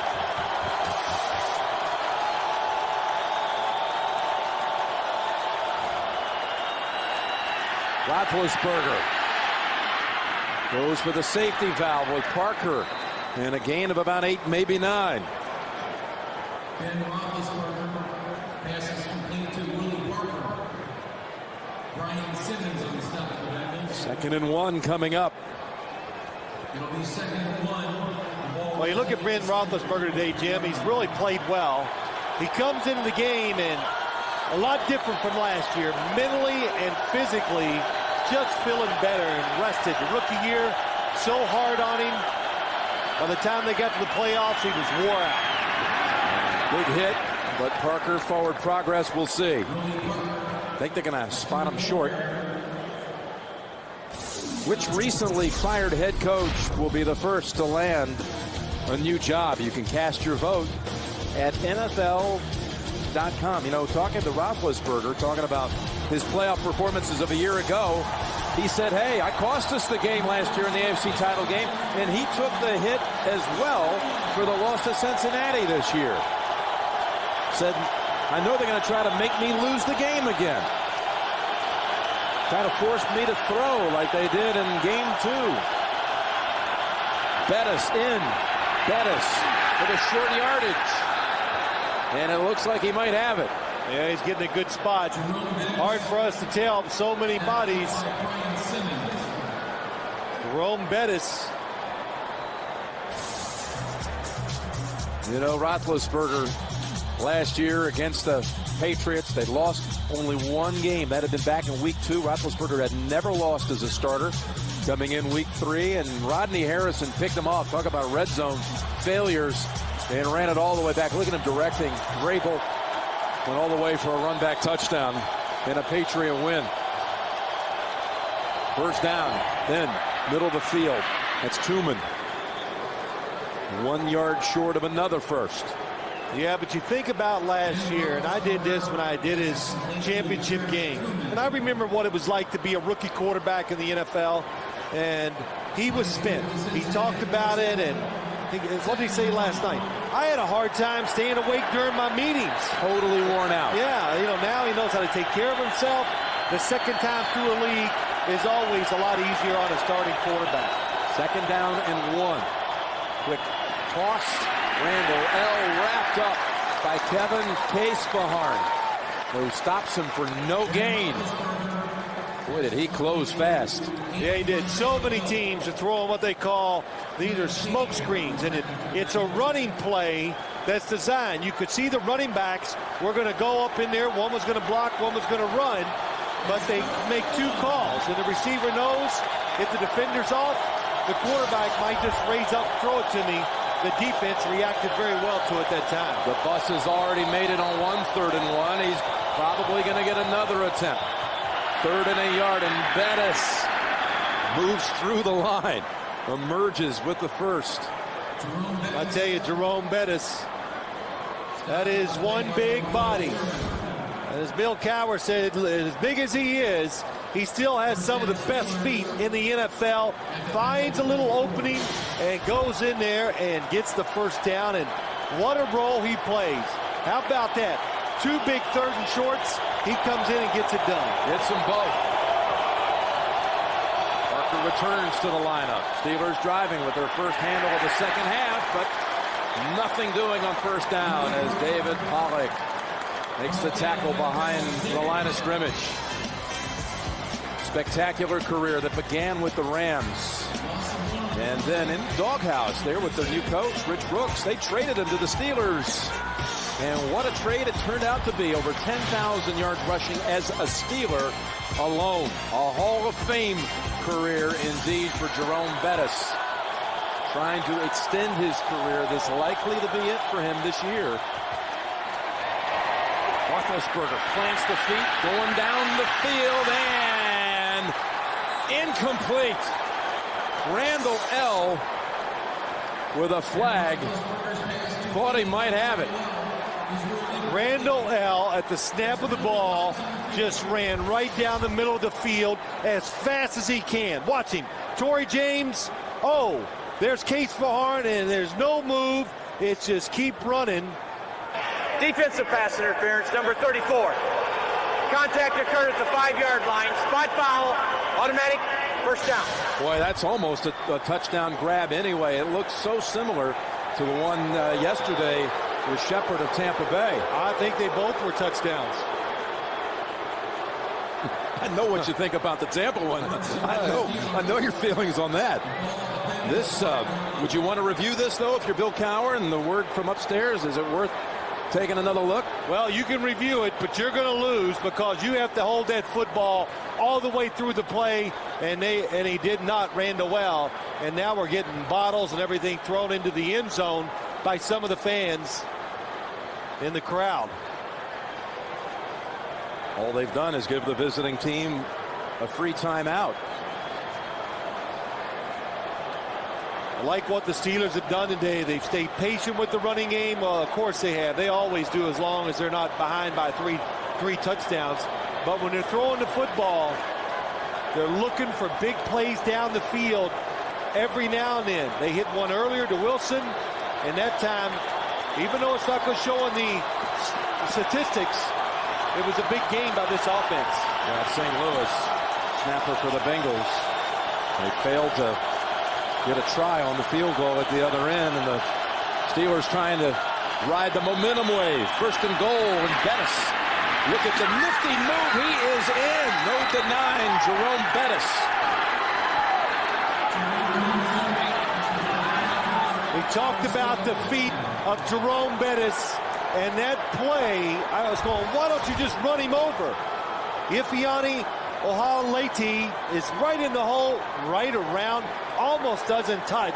About a 200 and, I don't know, let's guess, Jim. It's 270. We'd all love to know. But I tell you, he still has the quick feet, doesn't he? He has the feet, and it showed it again. A 10-point swing here, as you saw Gladys and Johnny Bettis celebrate. Reed. Good job on the hold by Bernard. And Warren snaps it back. The Bettis Express finds pay dirt in Cincinnati for the lead. First time today the Steelers are in front. Jerome Bettis. He told us, Phil, if we run the football, pound it, it's going to be tough to beat us. That's how he felt on the eve of this one, and he has scored to give him a lead. Always has a smile. He said there's something about this Cincinnati. When I play in their field, that seemed to always run well. Short kick, Perry on the run. Sidesteps a couple of targets. And Sean Morey brings him down at the 35. Bettis giving the Steelers the advantage by 4. The NFL on CBS is sponsored by the new Sprint. Sprint, yes you can. And by MasterCard. There are some things money can't buy. For everything else, there's MasterCard. Bill Sims and Bonnie Bernstein, Jim Nance, third quarter in Cincinnati. And the Bengals playing from behind for the first time today. 5 minutes to go, third quarter. And with the passing game, but nothing open down the field, that results in a sack for Larry Foote. Clark Higgins, who was shaken up earlier, also in on that. Well, they're trying to go down the field to get a big play. And as you look down the field, John Kitna, that's Chris Perry, top of the screen. That's where he's looking for the deep ball. And Ike Taylor had Chad Johnson covered, but I think everybody could see the inside receiver coming across the field. John Kitna could not pick him up. Bushman-Zada was wide open for a catch. So Chris Hope keeping an eye on Chad Johnson also. Second down. Pass to the tight end, Reggie Kelly. And very little gain. Carter coming up to make the hit.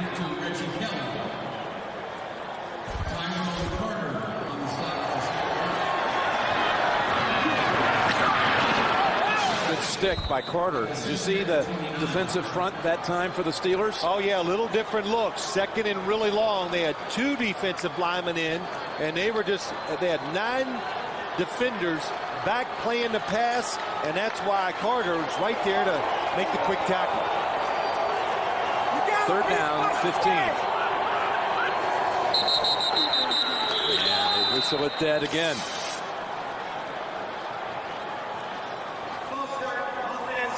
Number 84. 5-yard penalty, still third down. Tonight on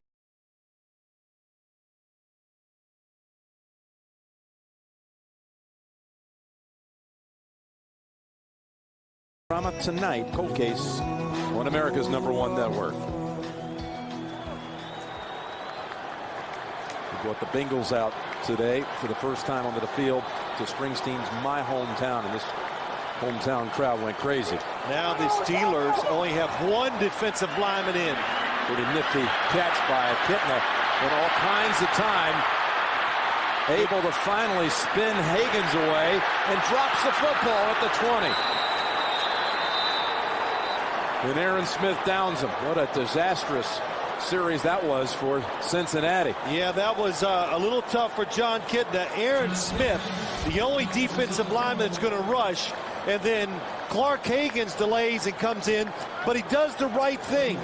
What he does, move around. You got 5 linemen protecting you, and if he could have held on to the football, the receivers were changing the routes, he might have picked up the first down. Kyle Larson to boot it away to Randall L. 4 career punt return touchdowns 2 this season.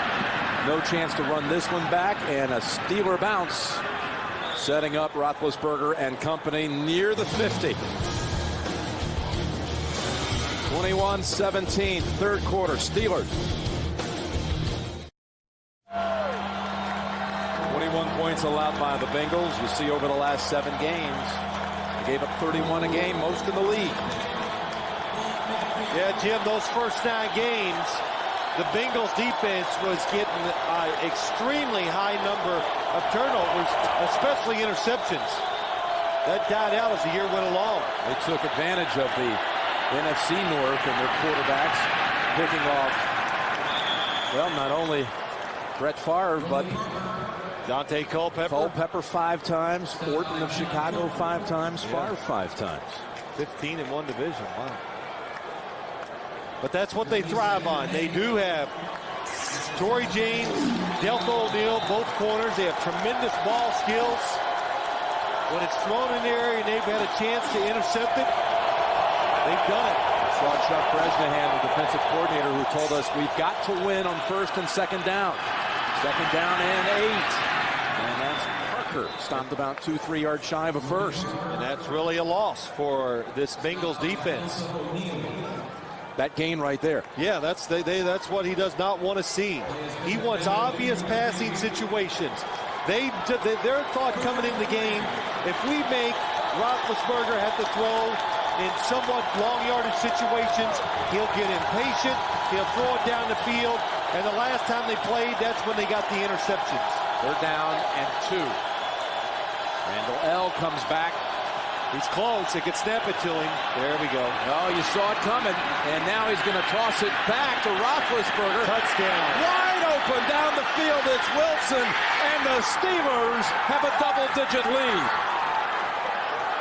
Ken Wisenhunt, the coordinator, celebrating. He smiled last night. All he would tell us is Randall L's involved. Remember, he was a running quarterback at the University of Indiana, and the giveaway was when he went into the backfield, because it's usually they snap it to a running back and they run with it, is that he got so close to Ben Roethlisberger. And it was such deception that the Bengals defense, it just disintegrated. Bresnahan had warned his team all week about gadget plays. Had a tape that he had compiled through the year. Stay back, stay back, stay back. Stay deeper than their deepest, he said. And especially against the gadget plays. The Steelers reverses gadget plays every game. Cedric Wilson signing as a free agent from the 49ers. That's his first touchdown. Did not have one in the regular season. First as a Steeler. You saw how close Randall L. Nice job by Randall L. selling it out. And Roethlisberger just uncorked it. Look at Cedric Wilson. Oh, boy, good job of... Please get it to me, he's saying. Being a decoy.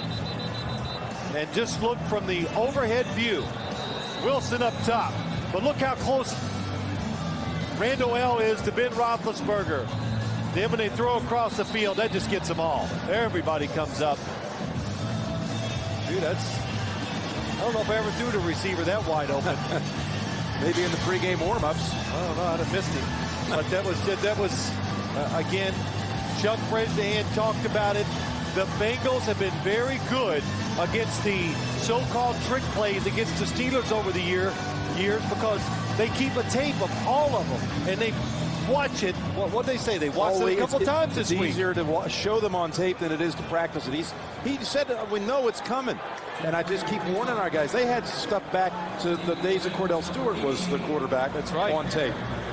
But the Steelers beat them with the gadget play, beat them big, and that's 21 unanswered. Gadget plays work better for teams that can really run the football like the Steelers. Run back here, and the Bengals will have a good point to begin from the 38. You talk about Randall L. at IU, Indiana University, where he threw 42 touchdowns during his career, ran for another 40-plus. He's drafted by the Steelers in 2002 in the second round. And what a career he had as a quarterback, and now as a returner and receiver, and is part of that teamwork on that touchdown toss. Ohaleti, I tell you, that trick play has upset a lot of the players on the sideline. I'm sure there's words being said. It's your fault, and that's the last thing you want your team to get into. Not giving any time. And finally brought down, picking up a couple of yards, saved the sack, gain 4.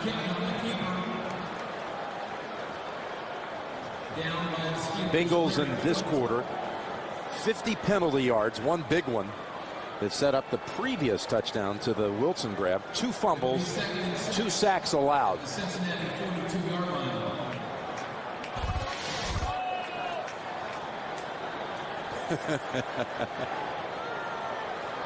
Hines Ward having some fun with Randall L. Well, it used to be Hines Ward running those type of plays. Before him, it was Cordell Stewart. Now it's Randall L. Closing seconds of the third quarter. 2nd and 6. Pittman, no one open again. And he dives again to the 40. That's it. That'll go down as the 3rd sack of the quarter. Steelers put up 14 in the quarter. Nothing for the Bengals. They had that botched opening drive. 28-17 Pittsburgh. You're watching the NFL on CBS.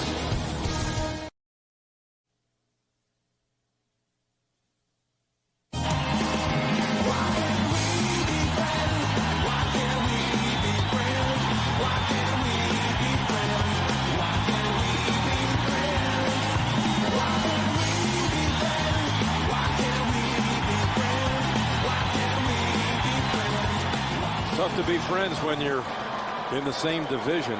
Pittsburgh, Cincinnati's most played opponent. For the first time ever that these two have tangled in the postseason. We start the 4th. Right near the yardage to Chad Johnson as they wrestle for it. Townsend actually comes out with it, but nothing doing, say the officials. Looks like they mark it right on that line. This will demand a measurement.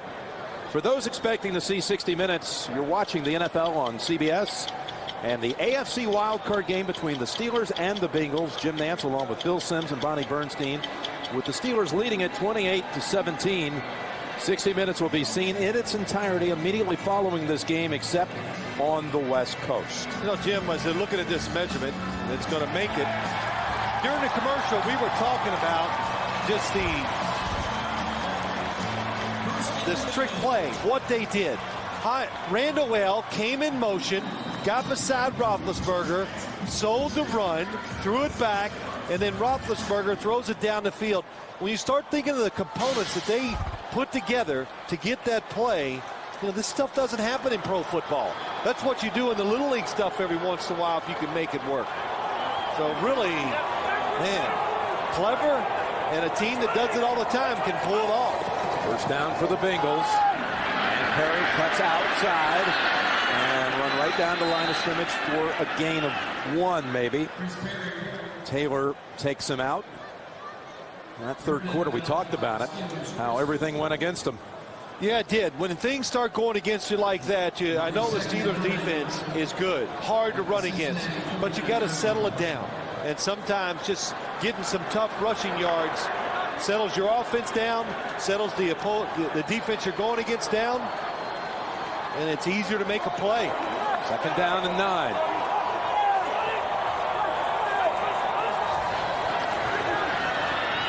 That pass low, incomplete, intended for Walter. If you're just tuning in and you're wondering why is Jon Kitna at quarterback for the Bengals, Carson Palmer on his 2nd snap of the game, his first pass attempt, he is hit by Kimo von Oelhoffen. And he's taken out. The word from the locker room we're hearing, torn ligament. And out for the season. Commendable effort by Kitna in relief. Going virtually the entire way. Their starter here 2 seasons ago. 3rd down. That's picked off. His first interception thrown. And it's James Ferrier working it into Cincinnati territory and out of bounds at the 40. Yeah, when you're a quarterback and it's tough. Jon Kitna, Jim, you talked about it. It's been a solid job, but you've got to see in front of the receivers. And this time he waits, looks down the middle of the field, and does not see far enough in front of the wide receiver. And James Ferrier comes across. He reads Jon Kitna's eyes. Oh, look at 51. That's a nice shot. Good job. When you take just a little too long to throw the football in the National Football League, the players are so good. They're so smart. They watch you, and James Ferrier took advantage of it. James Ferrier talking to us about how the timing had to be perfect, trying to disguise the defense, and he was just waiting back there for that one. Slipped over to make the pick, ran it back 22 yards to the 40. And Willie Parker gets the handle. And again, they win on 1st down, a gain of 8 behind Alan Faneca. You know, the Steeler defense on the road, this Pittsburgh team on the road this season, 6-2. And as far as just road performances against others in the league, best when it comes to point production, points allowed. Fewest, only 8 touchdowns allowed in 8 road games. Well, they're a team made to go on the road. They got a defense that can stop the run. They got an offense that likes to run it.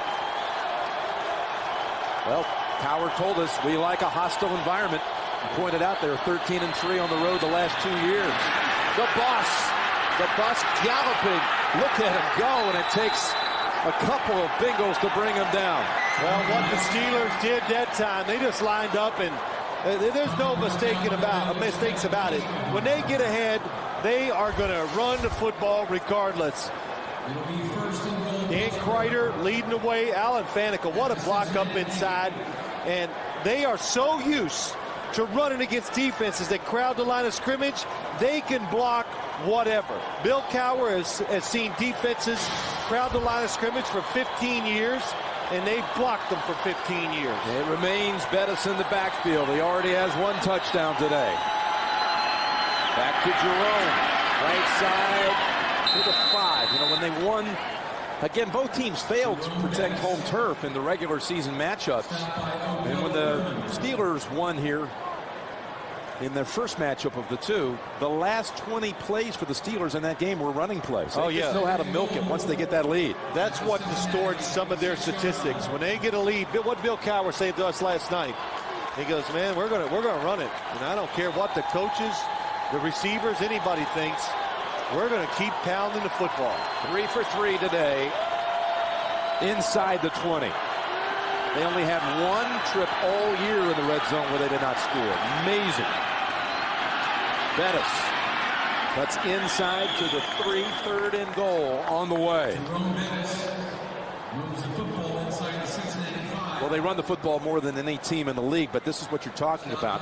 When they get that lead late in the game, they're just going to keep handing it off. 20 straight times here. They had another game this year where they were close to 20 to run out of game. Well, that's why your offensive coordinator and your wide receivers have to understand it's not going to be about you.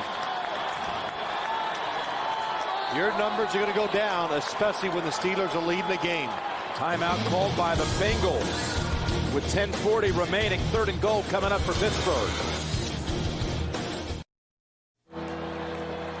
Here's why the Cincinnati Bengals call a timeout. They had just run defenders on, and then at the last second, the Steelers made wholesale changes trying to catch the Bengals defense off guard. Look at it. Walking around, not sure what to do.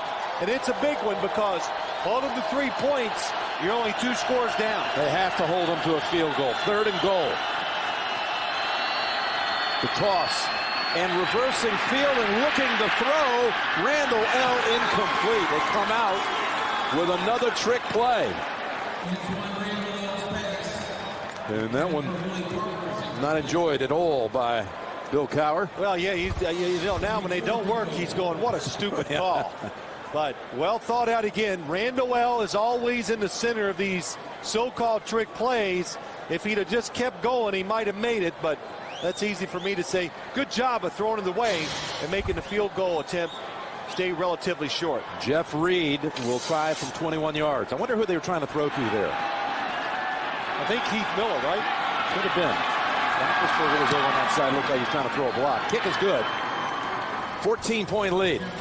Bengals had to hold them to 3, and they do. 31 for the Pittsburgh Steelers.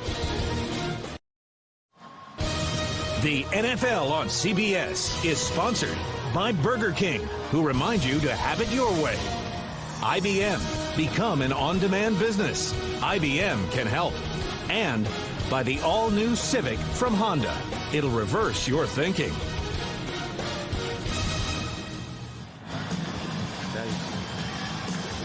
We are back in Cincinnati, and the Bengals led at one time 17-7 in the second quarter, but the Steelers 24 unanswered now. Look at their possessions. Their last 6. Bill Cowher with a chance to win a road playoff game for the first time in his career.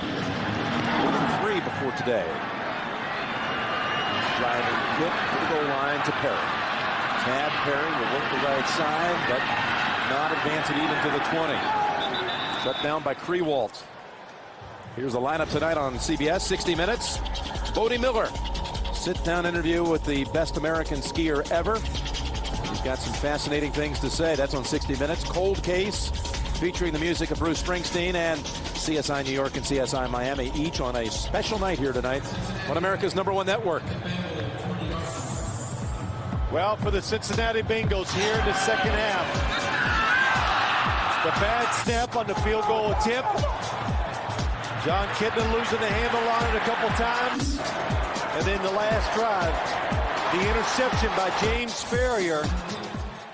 It has been all Pittsburgh here in the second half. Now operating 14 down. Kitna on first down.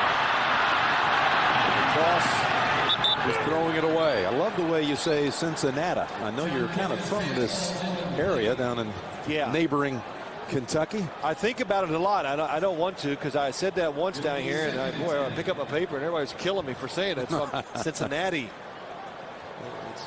It does slip in there every once in a while. Right. That's all right. Oh, Kentucky twang.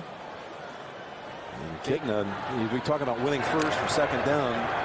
They're losing first and second down on each side of the ball right now. The Bengals have to go down the field a little more. They're looking to keep it safe, and the Steeler defense is just too compacted to find open spots. Walter, and he is leveled as he reached out for it. Ike Taylor, that was Tyrone Carter coming over. He's made a couple of big hits in this half alone. Hasn't been as open for Kitna in this half, has it? Well, the Steelers, they understand what they're up against. They have changed their thought process just a little bit. And, you know, John Kitna is not going to throw it down the field as well as Carson Palmer, because Carson Palmer is one of the best in the NFL at throwing deep in routes, deep out cuts, and then Jim, the one throw he did, it was a beautiful one down the sideline to Chris Henry. And this crowd that was stirred to a frenzy most of the first half is falling silent here, and the pass incomplete. Another slippery fingered moment here for the Bengals in the second half as Chris Perry unable to grab it. You know, here is Cincinnati on the other side leading the league in takeaways, and they have not forced a single turnover today by the Steelers. Well, that's what they were counting on. We talked about it. That's what the Bengals needed, and that's all the Steelers did say.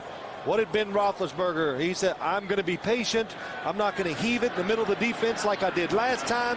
They have not done that, and they've not put the football on the ground like they did in Pittsburgh either. Boot by Larson. Randall L. Makes to go right, now does go back to the middle, and blanketed near the 35. Maybe it's playoff jitters for the franchise that's been out of the postseason 15 years until today. Coming up, the Subway postgame show with Greg and Dan and Shannon and Boomer. With the latest playoff news, a wrap-up of Wildcard weekend coming up on the Subway postgame show. Willie Parker is the featured back on first down.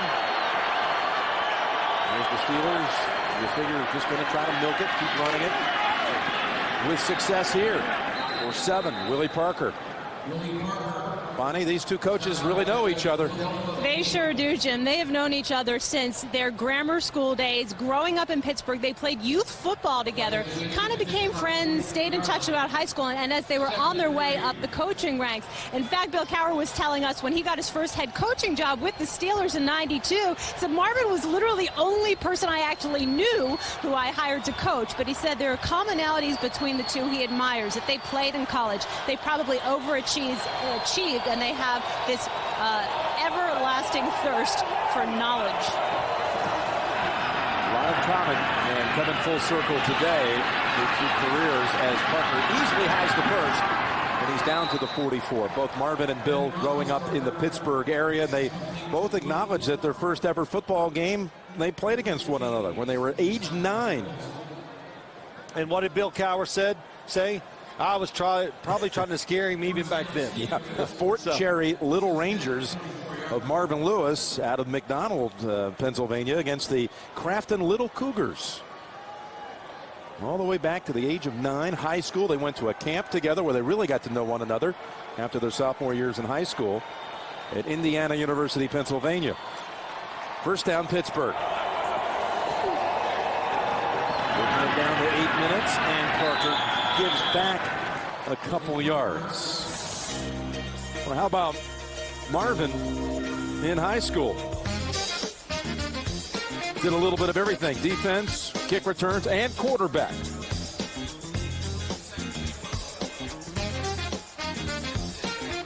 Pretty good throw. Here he is as a DB with the pick. Look at the crowd going crazy for Fort Cherry.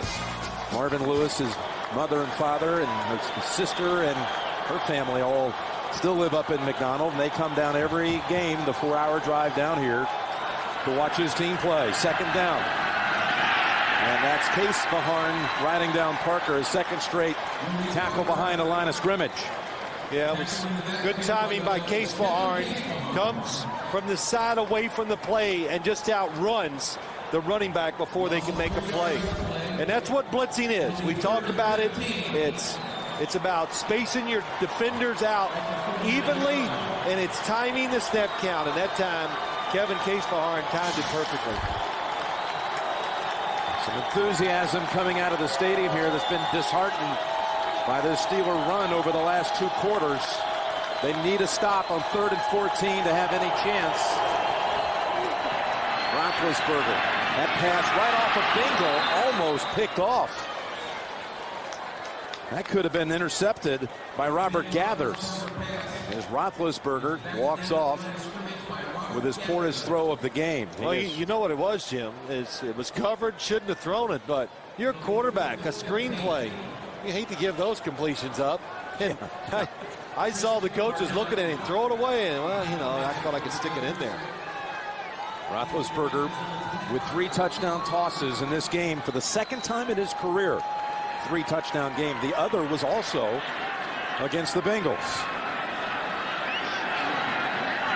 There's the quick kick by Gardocki.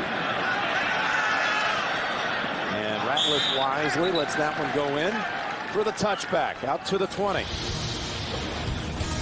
Check out Roethlisberger and his scoring tosses. 1 to Parker, 1 to Ward, and then the long one to Wilson. The NFL on CBS is sponsored by the Acura MDX with electronic 4-wheel drive, and by Rocky Mountain Refreshing Coors Light, the official beer sponsor of the NFL and Super Bowl 40. Down 14, beginning at the 20. Shut out in the second half. And that pass could have been picked. In the area of Hushmanzada, and Townsend saw it sail by.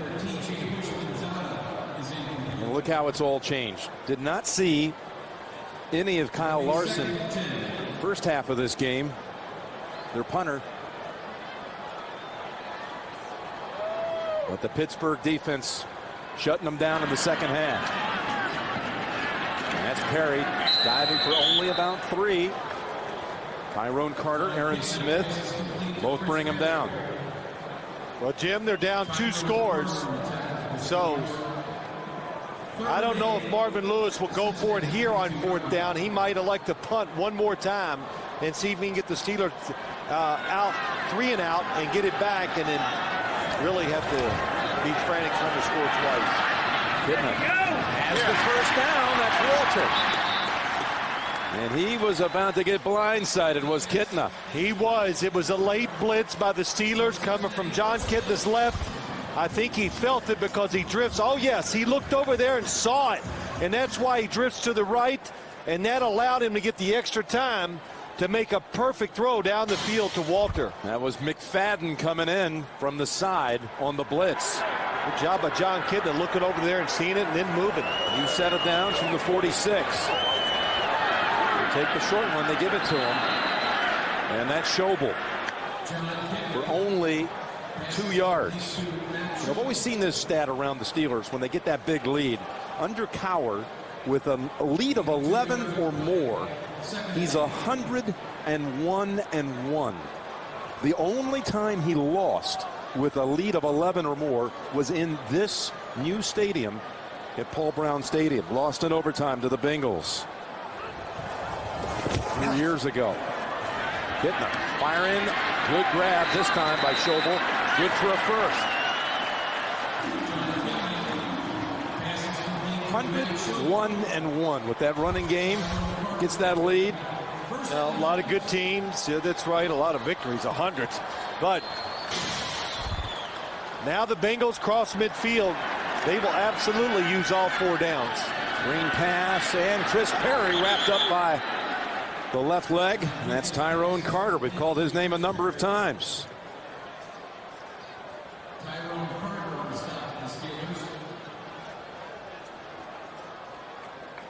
Roethlisberger enjoying this game. Kitna going almost the entire way. Palmer out early with a knee injury, and our sources saying now torn MCL and ACL for Palmer. And Polamalu has the interception. Flags are down. Polamalu, why would he do that? Laterals, that's the one thing that could have kept the Bengals in the game. But Hope able to take off with it to the 45-yard line. Very good point, Jim. That is the only thing that could keep the Bengals in it. And lucky for Troy Polamalu that it was caught. There's the reminder right there. Hey, Troy. After the interception, an illegal block in the back during the return, number 55. That penalty will be assessed from the spot of the foul. 10 yards, first down. It must be part of the about going to Southern California that you want to run and lateral the football. I know, it's terrible. They're just having a little fun. But Troy Polamalu, what a good job seeing the quarterback looking and again reacting to it. And what a terrific catch. But don't do that. He's listening intently to Coach. Oh, okay. Yeah, it's all fine now. What a play. What an athlete. He has been so much more dynamic in the NFL than I really thought he would be. It was just... And Bettis adding more yardage to his total. Give him 8. But he's having a nice game. Didn't see action for almost 2 quarters, but he has a touchdown. Almost threw a touchdown. He did run for one earlier. And Gladys Bettis says, oh, he was open. 8 carries, 45 yards, including one 25-yard carry. Here's the touchdown. And she loved that one. Timeout called by the Bengals. When you watch Jerome Bettis run, and we watched him on tape, get ready for this game, and you've seen him this year. The erosion of skill is just not that evident when you watch him. The quick feet. You know, Bill Cowher said, of course, he's lost a little bit of his explosion, but he knows how to play a role. He can be a full-time starter when he's called upon, which he wasn't sometimes this year. But, boy, a tremendous short yardage runner, a good blocker when he has to be, when he's trying to pick up blitzes. 2nd and 2, and he's got another first. He thought last season might have been his last, but felt they were so close. And the icing on the top, as he phrased it, was Detroit being the site of the Super Bowl this year, his hometown. Coming up, the Subway postgame show. Greg, Dan, Shannon, and Boomer. All the latest NFL playoff news coming up. Back in the studio on the Subway postgame show. Well, what makes you retire guys like Jerome Bettis? As he told us, it's when I'm not on TV, when nobody's looking, all the training, the running, the lifting, and knowing, another long season ahead. Can you deal with all that? That's what makes you quit. They called Bettis' number again as Pittsburgh seems poised now with 3:15 to go to be on its way to Indianapolis next week to play the Colts for the 2nd time this year in the Dome. And the first one, we talked about this a little bit earlier, it was deafening in Indianapolis, and Jerome said they had problems with the silent count. He said, I think we said, could it be different this time? He said it would be different this time. They did not have a silent count the first time around. The first play of the game. Marvin Harrison, 80 yards from Manning. Roethlisberger was picked a couple of times in that one, and the Colts won it 26-7. And you know what was tough for Ben Roethlisberger in that game?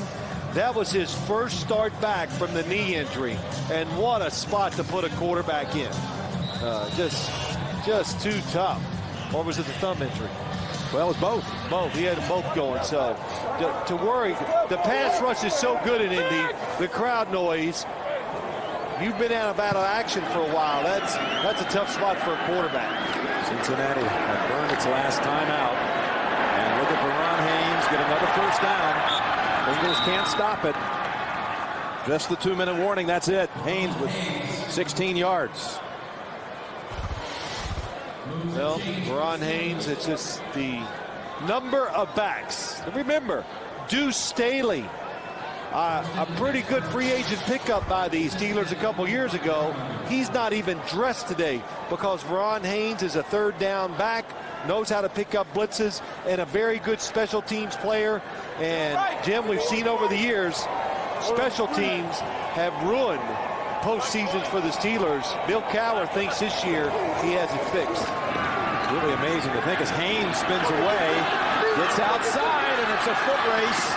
Now we'll pull up at the 19 as Brian Simmons drags him down. That'll take it to the 2-minute warning. In their last 6 postseason games before today, they had given up 6 return touchdowns in the postseason. Pittsburgh. Well, that is an incredible stat. Hard to overcome returns for touchdowns in the NFL. 2-minute warning. And the Steelers on their way to victory.